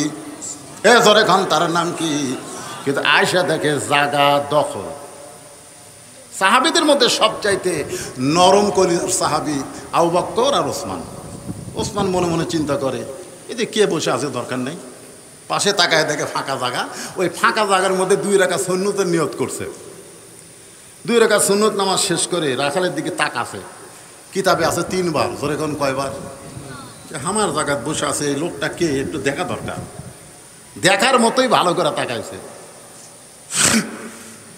একবার তাকাতেই রাখাল, 2 বার যেই তাকাছে, 3 বার তাকাইতেই রাখাল বলে এই মিয়া বারবার আমার দিকে কি দেখো মিয়া। ওসমান গনি ভয়ে লাফ দিয়ে উঠছে, কে রে আমি খালি তাকাছি। দেখবেন মূর্খ লোকের দিকে যদি আপনারা তাকান, ওই কিন্তু খেপে যাবি। জোরে কোন কথা ঠিক কিনা? আমার দিকে সারা রাত আপনারা তাকা থাকেন, আমি খুশি সমজ একবারে। আমি কালো মানুষ হলেও কি হবে রে, তাকায় তাকা আমার আওয়াজ শুনছে। আর একটা রিকশাওয়ালা দিয়ে খালি তাকান, হুজুর কি কি কি। ওসমান গনি চমকে ওঠে, দাঁড়িয়ে গেছে, ভয়ের ঠেলায় দাঁড়িয়ে বলতেছে ভাইজান খালি আপনার দিকে আমি 3 বার তাকাছি, আপনি এত গরম, আপনার পরিচয় কি? রাখাল বলতেছে আমার পরিচয় হলো আমি রাখাল, আমি রাখাল রে। ওসমান গনি মুচকি মুচকি হাসতেছে। মুচকি মুচকি হাসার কারণ হলো রাখাল যারা হবে তাদের ভাষা গরম হওয়া লাগবে। রাখালের ভাষা গরম না হইলে তার অধীনস্থ জন্তু জানোয়ার বাধ্য থাকবে না। ধরে গান ঠিক কিনা? গরু চড়াবার যাইয়া যদি আপনি বলেন বাবা গরু ওইদিকে আবাদ আছে বাবা, ওইদিকে যাস না রে, ওই আপনার কথা শুনবে। আর যদি বলে এই গরু, আরে এক ধাপ, গরুরা কিন্তু মানুষের চাইতেও কানে ভালো শোনে। এই জন্য আল্লাহ রাসূল বলেছেন প্রত্যেকটা পুরুষকে, অভিভাবককে আল্লাহ তাআলা রাখালের দায়িত্ব দিয়ে দুনিয়াতে প্রেরণ করছে। এখন হয়তো আপনারা বলবেন হুজুর আমি কিসের রাখালি করব? আপনি চোখ বন্ধ করে দেখেন আপনার বাড়িতে 42 বছরের একটা গাভী আছে। আপনার গাভীর বয়স হলো 42 বছর। এইটা গাভী মানে আপনার বউ। আপনার একটা আইডিয়া আছে, আইডিয়ার বয়স হলো 22 বছর। আইডিয়া মানে আপনার ছেলে। আপনার একটা বকনা আছে, বকনার বয়স 17 বছর। 17 বছর যে বকনা ওটা হলো আপনার মেয়ে। এখন আপনি বলেন আপনার বউ, আপনার ছেলে, আপনার মেয়ের উপরে আপনার রাখালি করার দরকার আছে না নাই? এর দরকার আছে না নাই? যেই ভারত আমাদের 400 বছরের পুরাতন বাবরি মসজিদ ভাঙ্গা ওই জায়গায় রাম মন্দির বানাচ্ছে, সেই ভারতের স্টার জলসা জি বাংলা আমাদের গাভী গৌগুলো দেখতেছে। আমি একজন পুরুষ মানুষ রাখালের দায়িত্ব পালন করার দরকার আছে না না? আপনি কোনোদিন কইছেন তুই যে ভারতের স্টার জলসা জি বাংলা দেখতেছিস, ওই ভারত আমাকে কি করছে রে? মুসলমানের সবচাইতে বড় শত্রু দেশের নাম কি? জোরে বলেন, আমাদের সবচাইতে বড় শত্রু দেশের নাম কি? এইবার ভারত আমরা খেল দিছি ইলিশ না দিয়া, জোরে কোন কথা ঠিক কিনে? ওরা দুর্গা পূজা আমাকে ইলিশ খায়। ডক্টর ইউনূস কাছে দরকার হলে আমার বাংলার জনগণ ফ্রি খাবি, তোরা পাবু না।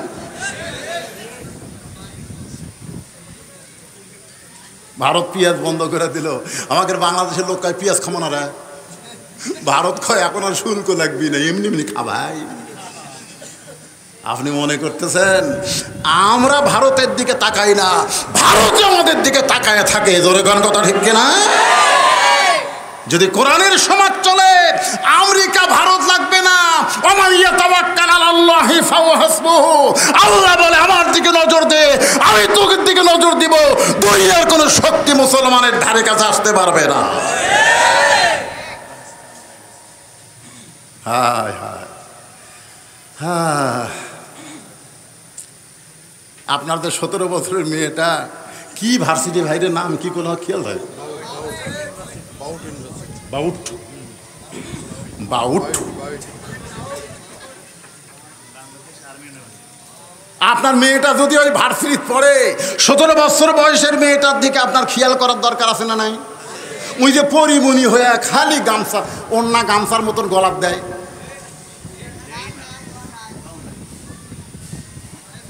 আপনার মেয়ের দিকে আপনি তাকান, মাত্র 9 বছরের ছোট্ট মেয়ে ফাতেমা নবী ঘরের মধ্যে ঢুকে দেখে হাতের মধ্যে 2টা ছুরি দিয়া মুচকি মুচকি হাসতেছে। এই দৃশ্য দেখার সাথে সাথে নবী ঘর থেকে বাইরে গেলেন। ফাতেমা চমকে গেল যে ঘরে আমার বাপ ঢুকে আমাকে মা বলে ডাকবে, আর সেই ঘরে পা দিয়েই বার হয়ে গেল। কারণ কি? বারান্দায় গিয়ে দেখে নবী কাঁদতেছে। ফাতেমা বলে বাবা কি কারণে কাঁদেন? আল্লাহ রাসূল বলে ফাতেমা তুই কখনো মনে করবি না তুই আমার মেয়ে বলে আল্লাহ তোকে জান্নাত দিবে। তুই নবীর মেয়ে বলে আল্লাহ তোকে জান্নাত দেবে কখনোই মনে করিস না। জান্নাতে যাবার চাইলে জান্নাতের আমল করে যাইতে হবে। এই দুনিয়ার সাজনামা, আখেরাতের সাজাই হলো আসল। সঙ্গে সঙ্গে ফাতেমা হাতের 2টা চুড়ি খুলে মাটি ফেলে দেয়। নবী দৌড়ে গিয়ে চুরি করে পকেটের মধ্যে ঢুকায়। ফাতেমা বলে বাবা এই চুরি হাতত দেওয়ার কারণেই তো আপনি ঘর ঢোকেন নাই, সেই চুরি ফেলে দিলাম আপনি পুরা পকেটে ঢুকালেন। রাসূল বলে ফাতেমা তোর মন খারাপ? যে কাছে কাছে রাসূল কপালে চুমা দিয়ে বলতেছে এই চুরি একদিন তোমার হাতত করে দেব। শুধু চুরি নয়, একদিন নাকে ফুল পরানো হবে, কানে দুল পরানো হবে, গলাত মালা পরানো হবে। ফাতেমা বলে কবে কবে? আল্লাহ রাসূল বললেন যেদিন তোমার বিবাহ হবে। ও ফাতেমা, মেয়েরা কেবলমাত্র এক ব্যক্তির জন্য সাজতে পারবে, সেই ব্যক্তি হলো তার স্বামী। স্বামী ছাড়া অন্য পুরুষের জন্যে সাজগোজ করা জায়েজ না। বেপরদা হয়ে যারা ঘুরতেছে এরা কার জন্যে? যখন কার জন্যে? বেপর্দা নারী যারা বিশ্ব বেহায়া তারা, বেপর্দা নারী যারা ব্রয়লার মুরগি তারা, ব্রয়লার মুরগি তারা। দেখবেন দেশি মুরগি আপনি দেখলে আপনি কাছে যাওয়ার পারবেন? আপনি কাছে যাইতে মারবি তুমি। আপনি তাকায় দেখেন দেশি মুরগির দেখার কোনো উপায় নাই, ফৌরা দিয়ে আঁদরা পাঁদরা সব ঢাকা। এই জন্য দেশি মুরগির গোস্ত যা স্বাদ ভাই, আর ব্রয়লার মুরগি আপনি যদি কাছে যান ওই কি দৌড় মারবি? ওই দেখবেন ওটি ঘুরবি, ওটি ঘুরবি। আপনি তাকায় দেখেন আঁদরা পাঁদরা সব লাল বার করে তোছে। এই জন্য বেপর্দা নারী যারা, ব্রয়লার মুরগি তারা। একটু বলেন আমার সাথে, বেপর্দা নারী যারা, বেপর্দা নারী যারা, শিলা কলা তারা। একই ঘাউড়ের কলা, আমাদের এলাকায় ঘাউড় কয়, এক গামলায় চোচাওয়ালা, এক গামলায় শিলা। আপনি যদি কলা কিনবার চান তাহলে আপনি বলেন তো চোচাওয়ালা কিনবেন না শিলা কিনবেন? আপনি কি কলা চোচা সহ খান না শিলা খান? এজরে কারণ শিলা খান না চোচা সহ খান? তো শিলা খাইলে আগে থেকে শিলা থোয়া আছে, খালি নিবেন আর খাবেন। কলাওয়ালা বলতেছে ভাই কোনো কষ্ট নাই, খালি নেওয়া খাওয়া। তখন বলে ভাই আমি খাওয়ার আগেও খাসে। কলাওয়ালা বলতেছে আল্লাহর শপথ করে বলতেছি কেউ খায়নি। বলে খালি চোখে দেখবার পাবো না রে, অনুবেক্ষণ যন্ত্র লাগা। অনুবেক্ষণ যন্ত্র চোখত লাগাই বলতে ওরে বাবারে। বলে কি দেখতেছি? কোন উপরে কলার উপর খালি পোকা কিলবিল করতেছে। এইগুলো পোকা ধরলো কেমন? বলে ধুলা বালু ব্যাকটেরিয়া মশা মাছি পড়ার কারণে তোর শিলা কলার খাওয়ার উপযুক্ত নাই। বেপর্দা নারী আপনার আর বিবাহের উপযুক্ত নাই। ওরে খাওয়ার আগেই শয়তান খাইয়া শেষ করে দিছে। তোর কোন কথা ঠিক না? আজকে আমাদের যুবকদের স্বপ্ন দোষ হয়। এই স্বপ্ন দোষের কারণ হলো বেপর্দা নারী। জোরে কোন কথা ঠিক না? তাহলে আপনার 17 বছরের মেয়ের দিকে আপনার রাখালি করার দরকার আছে না নাই? আপনার 22 বছরের আয়া জোরে কান কিরা এমন একটা ফুল প্যান্ট পরছে যেটা পরে সকালে বাইর হয়ে যায়, সন্ধ্যার বাড়িতে আসে, ঠিক মতো বসা যায় না। আপনি রাখালি করার জন্য ছেলেকে বলা দরকার, বাবা তুই যে সকালবেলায় স্কিন প্যান্ট পরে চলে গেলি, এত টাইট ফুল প্যান্ট, তোর কি পেশাব লাগে না? তো ছেলে বলতেছে আব্বা লাগে তো। তো এখন থেকে সন্ধ্যা পর্যন্ত তুই যে বাহিরে ছিলি, এই প্যান পরা অবস্থায় তুই কি বসবার পারছিস? তখন ছেলে বলতেছে আব্বা এগুলা প্রশ্ন করেন কে? আমি রাখাল রে, এই জন্য করা রাখতেছে। বসবার পারছিস? কয় না। তো কেমনি করলি? খাড়া হয়ে করছি। আপনার বলেন তো খাড়া হয়ে যদি কেউ পেশাব করে, দাঁড়ায় কেউ পেশাব করে, পেশাব ঠিক মতো নিংড়িবি? পেশাব কিছু থাকতি মনে করবি শেষ হয়ে গেছে, চেন টানছে, ইতিমধ্যে যেগুলা ভিতরে আছে এগুলো top top top top top top করে বার হয়ে ওই হাফ প্যান্ট ফুল প্যান্ট ভিজে গেছে। ওই তবিলের গরমে একসময় শুকে গেছে। শুকে গেলে কি হবে ভাই? ওর ব্যাকটেরিয়া তোর মরে নাই, ওর ভিতরে কিলবিল ব্যাকটেরিয়া হয়, ওই পেশাবের যন্ত্রে ছিদ্র দেওয়া ভিতরে ঢুকে এক সময় দেখবেন বালা মাছের মতন হয়ে যাবি, আগা মোটা গোড়া চিকন হবি, ইন্ডিয়ার হারবাল খেয়া কাম হবি না। ধরে কোন কথাটি কথা কন না কা? তা আপনার ছেলের দিকে আপনি বাবা হিসাবে রাখালি করার দরকার আছে না নাই? ওসমান গনি বলতেছে ভাইজান তুমি একজন রাখাল, আমি মুচকে হাসি দিয়া তোমাকে বরণ করে নিলাম, কিন্তু ভাইজান কোনোদিন সামনে কাতারে দেখি নাই, আজকে তোমাকে সামনে কাতারে দেখতেছি। বিরক্ত হচ্ছেন? সামনে যে কয়টা ছোট ছোট বাচ্চারা সেই মনোযোগ দিয়ে শুনতেছি। কলজার টুকরা রে, তোর কি দরকার বাজান? ভালো করে শোন। আপনারা ওঠা বসা করতেছেন, ঘোরাঘুরি করতেছেন, আরে এমন ডাবা ডাবিছে, আর চোখ ঠিক মতো নাই নাকি রে? রেডা রেডা আছে আছে, একটু সমস্যা আছে। কেবা আমাকে দেখবার পাচ্ছিস? সুবহানাল্লাহ। আল্লাহ আর চোখের সব সমস্যা দূর করে দাও। জোরে করে আমিন। ওয়ানুনাজ্জিলু মিনাল কুরআনি মা হুয়া শিফাউ ওয়া রাহমাতুল লিল মুমিনিন। ওসমান গনি বলতেন রাখাল ভাই গুরুত্বপূর্ণ কথা, কোনোদিন তোমাকে সামনে আজকে প্রথম দেখতেছি, কারণ কি? রাখাল বলতেছে সামনে কাতারে আসার কারণ হলো দেখার জন্যে। হ্যাঁ বারান্দার নামাজ পড়ি দেখবার পাই না, আজকে সামনে কাতার আছি দেখবার জন্য। ওসমান গনি বলতেছে দেখা হবি? রাখাল বলতেছে পাগল নাকি, দেখার জন্যই তো সামনে কাতার আইছি রে। ওসমান গনি বলে ভাইজান আজ কয়েক বছর হলে আমি সামনে কাতারে নামাজ পড়তেছি, এখনো দেখা হয়নি। রাখাল বলতেছে কি কন, আপনার চোখ ঠিক আছে? ওসমান গনি বলতেছে ভাইরে চোখের খবর জানি না, তবে দেখা হয় নাই। কারণ ওসমান গনি যাকে দেখার জন্য সামনে কাতারে নামাজ পড়ে তিনি হলেন নামাজের মালিক আল্লাহ। আল্লাহ রাসূল বলেছেন আনতা আবুদুল্লাহ কান্নাকা তারাহু ফাইল্লাম তাকুন তারাহু ফাইন্নাহু ইয়ারাকা। রাখাল বলতেছে ভাইজান কয়েক বছরের সামনে কাতারে নামাজ পড়েন, এখন পর্যন্ত দেখার ভাগ্য হয় নাই, তাহলে আপনি আমার হাত ধরেন। জোরে কান সুবহানাল্লাহ। ওসমান গনিকে রাখাল বলতেছে আপনি আমার হাত ধরেন, আমি নিজেও দেখব এবং আপনাকেও দেখায়া দিব। ওসমান গনি খপ করে রাখালের হাত ধরে আল্লাহর কোরআন পড়তেছে। শোনেন আল্লাহর কোরআন পড়তেছে ওসমান গনি, ইয়া আইয়ুহাল্লাযীনা আমানুত্তাকুল্লাহা ওয়া কুনু মা'আস সাদিকিন। এই ইমানদারেরা, এই কোরআনের আয়াতের অর্থ করব আমি, আপনারা কি সবাই মানে নেবেন? কি গল্প হচ্ছে বাবা? আল্লাহ বলতেছে যারা আমাকে বিশ্বাস স্থাপন করেছ, তোমাদের ভিতরে যদি আমার ভয় ধারণ করতে চাও তাহলে সত্যবাদীদের তোমরা সাথী হও। কার সাথী? আপনারা বলেন তো বর্তমান বাংলাদেশে সত্যবাদী কারা?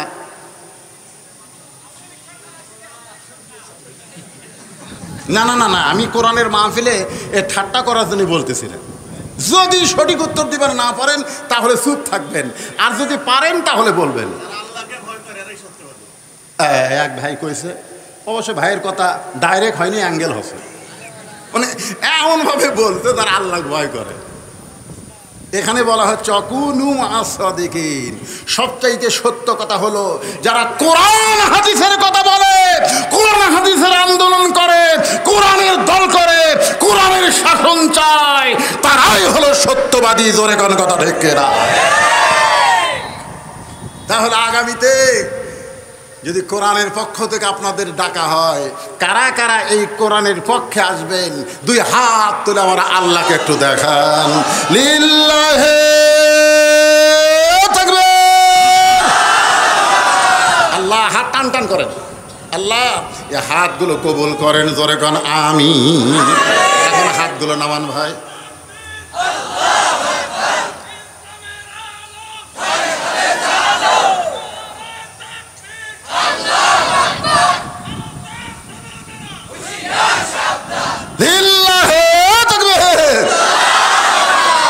এই যে বলতেছে ভারতের দালালেরা হুঁশিয়ার সাবধান। আরে পাগলা, এরা এমন হুঁশিয়ার হসে ওরকম খুঁজেই পাওয়া যাচ্ছে না। তুমি আবার হুঁশিয়ারের কথা বলতে যা, তার মানে আমরা ওরকম খুঁজতেছি রে ভাই, পাওয়া যাচ্ছে না রে। ওই আর হুঁশি, হ্যাঁ এমন সাবধান হচ্ছে ভাই। আমার এলাকায় যারা আওয়ামী লীগ করে, আওয়ামী লীগ যারা করতো সিনা টান করে ঘুরতো, এখন এরা মুখই খুলতেছে না। আপনার দুড়া চিনেন? দুড়া, এ দুড়া দেখছেন? দুড়া বোঝেন? দুড়ার মুখ সহজে দেখা যায়। পিঠের উপরে কষা লাগতে পারলে দোড়ার মুখ বের হয়। তোরে কোন কথা ঠিক কিনা? এই শালারা এমন ভাবে মুখ লুকাছে আর দেখা যাচ্ছে না। আল্লাহর বান্দার একটু মনোযোগ দিয়ে শুনবেন। ওসমান গনি রাখালে হাতটা ধরে চুপটি করে বসে আছে। কিছুক্ষণ পরে যখন ফজরের জামাতের শুরু হয়, এমন সময় জামাতের জন্য একজন আকামত দেয়। যিনি আকামত দেয় তাকে আমরা বলি মুয়াজ্জিন। ধরে বলেন নাম কি? মুয়াজ্জিন যখন আকামত শুরু করেছে, এমন সময় হযরত ওমর মেহরাবের মধ্যে ঢুকতেছে। হযরত ওমর মেহরাবের মধ্যে ঢুকতেছে, ওসমান গনি রাখালের হাতটা ধরে বসে আছে। যখন মুয়াজ্জিন সাহেব বলতেছেন বাজান কত কামাতিস সালাহ, কত কামাতিস সালাহ, সঙ্গে সঙ্গে রাখাল চিল্লায় বলে আল্লাহু আকবার। এতক্ষণ ওসমান গনি কার হাত ধরে আছিল? এজোর এখন কার? ভাই সামান্য সময় হাত ছেড়ে দিস, হাত ছেড়ে দে বলতেছে এই ইমাম সাহেব যখন ভুল করে তখন মানুষ আল্লাহ আকবার দেয়, লোকমা দেয়। এখনো পর্যন্ত আকামতি শেষ হয় নাই, কেবল কত কামাতে সালা কইছে আর তুমি আল্লাহ আকবার করলে, তার মানে রাখাল বলতেছে এই জন্যই তুই কানারে, তুই প্রত্যেক দিন সামনে কাতার আসিস, দেখবার পারিস না, এই জন্যই তুমি কানা, এই জন্যই তুমি কানা। এই কথা যখন বারবার বলতেছে, এমন সময় দ্বিতীয় কাতারে একজন সাহাবী দৌড়ে এসে রাখালের হাতটা হ্যাঁচকা টান দে, বলে পাগল, তুই যারে কানা কানা বলতেছিস এই মহামানবকে তুই চিনিস? রাখাল চোখের পানি বের করে বলে ভাই আমি বারান্দায় নামাজ পড়ি, আমি ভিতরের কাউরে চিনি না। সাহাবী চিৎকার বলে পাগল রে, এতক্ষণ যেই মহামানবটা তোর হাতটা ধরে বসেছিল ওই মানুষটা দুনিয়ার সাধারণ কোনো মানুষ না, ওই মানুষটা হলো আল্লাহর নবীর ডবল জামাই ওসমান গনি। রাখাল ছোট বাচ্চার মতন কান্দের বলে এই জন্য আমি বারান্দায় নামাজ পড়ি, আমি ভিতরে নামাজ পড়ার সাহস পাই না, কারণ ভিতরে নবীর দামি দামি সাহাবী, ওই দামি দামি সাহাবীর মধ্যে আমি রাখাল কেমনে দাঁড়াই। কিন্তু এই পথিক ওমর ফারুকের দিকে আঙ্গুল তুলে বলতেছে ওই পথিক আমার সর্বনাশ করছে, ওই পথিক আমারে কইছে ওমরকে যদি দেখবার চাও তাহলে বারান্দায় নামাজ পড়লে হবে না, তোমাকে সামনে কাতারে নামাজ পড়া লাগবে। শুধুমাত্র হযরত ওমরকে দেখার জন্য বারান্দা বাদ আজকে সামনে কাতারে আইসি ভাই, কিন্তু সামনে কাতারে আইসা যদি প্রতীককে মেহরাবের মধ্যে দেখতে পাই, এখন তোমরাই বলো আল্লাহু আকবার ছাড়া তো আমার উপায় নাই, আমি আল্লাহু আকবারের তাকবীর দিয়া ওই প্রতীককে মেহরাব থেকে সরায় দিব, ওই জায়গায় হযরত ওমরকে আমি এক নজর দেখতে চাই। ওসমান কান্দের বলে রাখাল তুমি যারে পথিক পথিক বলতেছ তিনি হলেন হযরত ওমর। তুমি যারা পথিক পথিক বলতেছো তিনি হলেন হযরত ওমর। গাছের গোড়া কাটলে গাছটা যেমন ঠাস করে পড়ে যায়, রাখাল তেমনি পড়ে গিয়া মেহরাবের মধ্যে কাটা মুরগির মতন ছটফট করে বলতেছে ইয়া আমিরুল মুমিনিন, আমি আপনাকে তওবা পড়াইছি, আমি আপনাকে মুনাফিক কইছি, আমি আপনাকে ভণ্ড কইছি, অধম রাখালকে আপনি কিছুই বলেন নাই। সমস্ত সাহাবীরা চমকে গেল, পাগল কয় কি, কারে তওবা পড়াইছে, কারে মুনাফিক কইছে, কারে ভণ্ড কইছে। সবাই যখন তাকায় আছে রাখালের দিকে, এমন সময় হযরত ওমর এক টানে রাখালকে বুকের মধ্যে নিয়ে রাখালের কপালে একটা চুমা খায়। সমস্ত সাহাবেরা বলতেছে ইয়া আমিরুল মুমিনিন, যেই বেটা আপনাকে তওবা পড়ানোর কথা বলতেছে, মুনাফিকের কথা বলতেছে, ভণ্ডের কথা বলতেছে, আপনি তাকে বুকের মধ্যে নিয়ে কপালে চুমা দিলেন। ওমর ফারুক বললেন সাহাবীরা রে, এর কপালে চুমা দেওয়ার কারণ হলো ও মানুষ না, ও বাস্তবে আল্লাহর কোরআন। আজকে যারা এই কোরআনের মাহফিলে বসেছেন আপনারা বলেন, যারা কষ্ট করে মেহনত করে এই কঠিন গরমের মধ্যে এই কোরআনের জান্নাতের বাগান লাগাইছে, তারা কামটা কি ভালো করছে না ভুল করছে? কারা কারা ভালো দুই হাত তোলা আল্লাহর একটু দেখান তো দেখি। লিল্লাহি তাকবীর। ভাইজান এই হাফেজি মাদ্রাসার জন্যে শোনেন, হাত নামান, একটা টাকাও আদায় হবে না। আপনারা মনে করবেন যে মাদ্রাসার নাম দিয়ে মাহফিল আদায় করবে না, এনারা এমন যোগ্য সন্তান তাদের বাপের নামে কোটি টাকার উপর খরচ করে মাদ্রাসা নির্মাণ করছে, আরও কোটি কোটি টাকা খরচ হলেও তাদের কোনো আপত্তি নাই। কিন্তু যারা এই কোরআনের মাহফিল করেছে, শুধুমাত্র কোরআনের মাহফিলের জন্যে আপনাদের কাছে 5 মিনিটের জন্য একটু ব্যাগ যাবে, রুমাল যাবে, এই কোরআনের মাহফিলের জন্য 10, 20, 50, 100 টাকা যারা পারবেন আল্লাহর রাস্তায় দান করবেন। এখন টাকা দেওয়ার ভয়ে কেউ যদি উঠে চলে যান, আল্লাহ বলে যা মাঝ রাস্তায় যায় তোর প্যারালাইসিস হতে পারে। জোরে কোন কথা ঠিক কিনা? এই জন্যে যেরকম বসেছিলেন ঘন্টার পর ঘন্টা কোরআনের গরমের মধ্যে জান্নাতের বাগান, ঠিক এই জান্নাতের বাগানকে সামনে বছর আবার সুন্দরভাবে লাগানোর জন্যে 10, 20, 50, 100 টাকা করে দিতে রাজি আছেন? কারা কারা দিবেন আল্লাহকে একটু হাত দেখান তো দেখি। যারা দিবেন কোন এলাকায় হাত তুলি দেখেন তো। 10 টাকা 20 টাকা দিয়ে পারবেন না? টান টান করে হাত তোলেন। আচ্ছা হাত নামান। কারা কারা একটা টাকাও দিবেন না হাত তোলেন তো দেখি। তার মানে সবাই দিবে। এক রুমাল নিয়ে গেলে হবে? এক রুমালের খাওয়া আছে। এই পিছন দিকে কারা আছেন?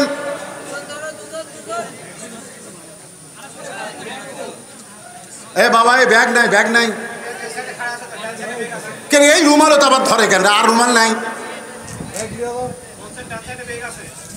মঞ্চের ডান সাইডে ব্যাগ আছে। ব্যাগওয়ালা বাটি কোথায়?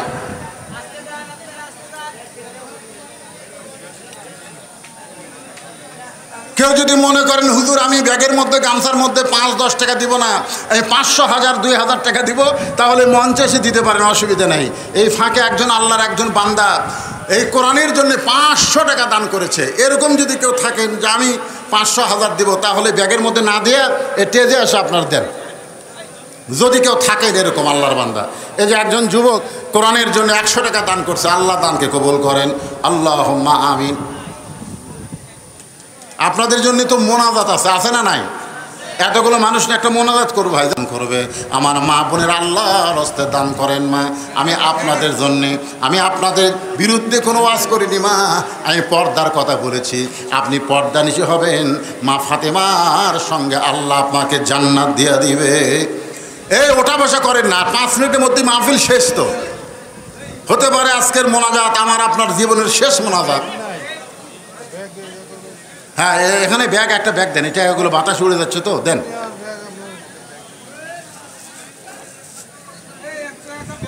সকলে ইস্তেগফার পড়া, আস্তাগফিরুল্লাহ, ইস্তেগফার পড়েন। আমি বলতেছি সকলে মোনাজাত করে যান। সংক্ষেপে একটা মোনাজাত হবে, আল্লাহর রাসূল সবাই বসেন। আস্তাগফিরুল্লাহাল্লাযী লা ইলাহা ইল্লা হুয়াল হাইয়ুল কাইয়্যুম ওয়া তুবু ইলাইহি। আপনাদের পাশি ভবানীপুর পাবনাপাড়া, হ্যাঁ পাবনাপাড়া যুব সমাজের উদ্যোগে আগামী 8ই অক্টোবর ইসলামী মাহফিল রয়েছে। এখানে আমি আছি ইনশাল্লাহ, আমার জামাই আছে। আল্লাহ পাক আবার আপনাদের সঙ্গে দেখা হওয়ার তৌফিক দান করুক, জোরে কোন আমিন। সামনে মাসের 8 তারিখে, কয়েকদিন পরে 8ই অক্টোবর ভবানীপুর পাবনাপাড়া ইনশাল্লাহ আবার দেখা হচ্ছে। বিসমিল্লাহির রহমানির রহিম 3 বার পড়েন, 1 খতম কোরআন পড়ার সওয়াব পাওয়া যাবে। সবাই পড়ে বিসমিল্লাহির রহমানির রহিম। কুল হুয়াল্লাহু আল্লাহুস সামাদ লাম ইয়ালিদ ওয়া লাম ইউলাদ ওয়া লাম ইয়াকুল লাহু কুফুয়ান আহাদ। ব্যাগগুলো যারা আদায় করছেন, ব্যাগগুলো টেজে আসার দরকার নাকি? হ্যাঁ, টেজে আসা দরকার। ব্যাগগুলো নিয়ে যান, আরেক সাইডে দাঁড়া যান। এই জন্যে আলহামদুলিল্লাহ নাহমাদুহু ওয়া নাস্তাঈনুহু ওয়া নাস্তাগফিরুহু ওয়া নু'মিনু বিহি ওয়া নাতাওয়াক্কালু আলাইহি ওয়া নাউযু বিল্লাহি মিন শুরুরি আনফুসিনা ওয়া মিন সাইয়্যাতি আমালিনা। من يهدي الله فلا مضل له ومن يضلله فلا هادي له। সকলে জবান খুলে বলেন আশহাদু আল্লা ইলাহা ইল্লাল্লাহু ওয়াহদাহু লা শারীকা লাহু وأشهد أن محمدًا عبده ورسوله الذي أرسل رسوله بالحق بشيرا ونذيرا وداعيا إلى الله بإذنه وسراجا منيرا. فقد قال الله تعالى في كلامه المجيد والفرقان الحميد। জবান খুলে সকলে পড়েন আউযু বিল্লাহি মিনাশ শাইতানির রাজীম। বিসমিল্লাহির রহমানির রহিম। ইয়া আইয়ুহাল্লাযীনা আমানু রুকউ ওয়াসজুদু ওয়া'বুদু রাব্বাকুম وَافْعَلُوا الْخَيْرَ لَعَلَّكُمْ تُفْلِحُونَ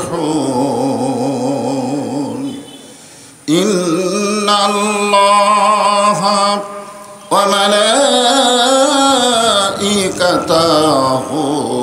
يُصَلُّونَ عَلَى النَّبِيِّ يَا أيها الذين آمنوا صلوا عليه وسلموا تسليما اللهم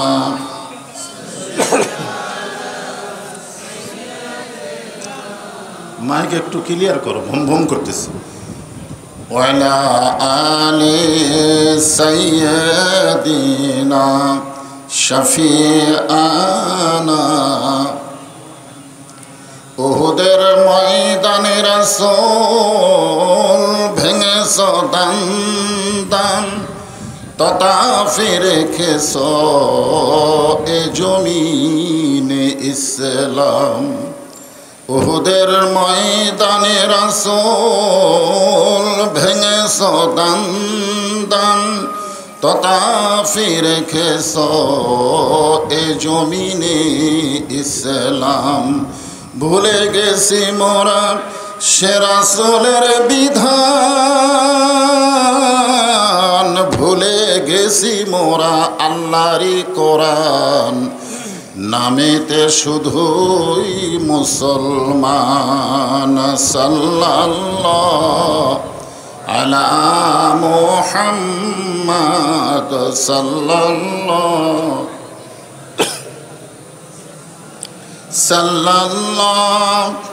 আলা মুহাম্মাদ সাল্লাল্লাহু মশরিকে মশরিকে মশরিকে মশরিকে মশরিকে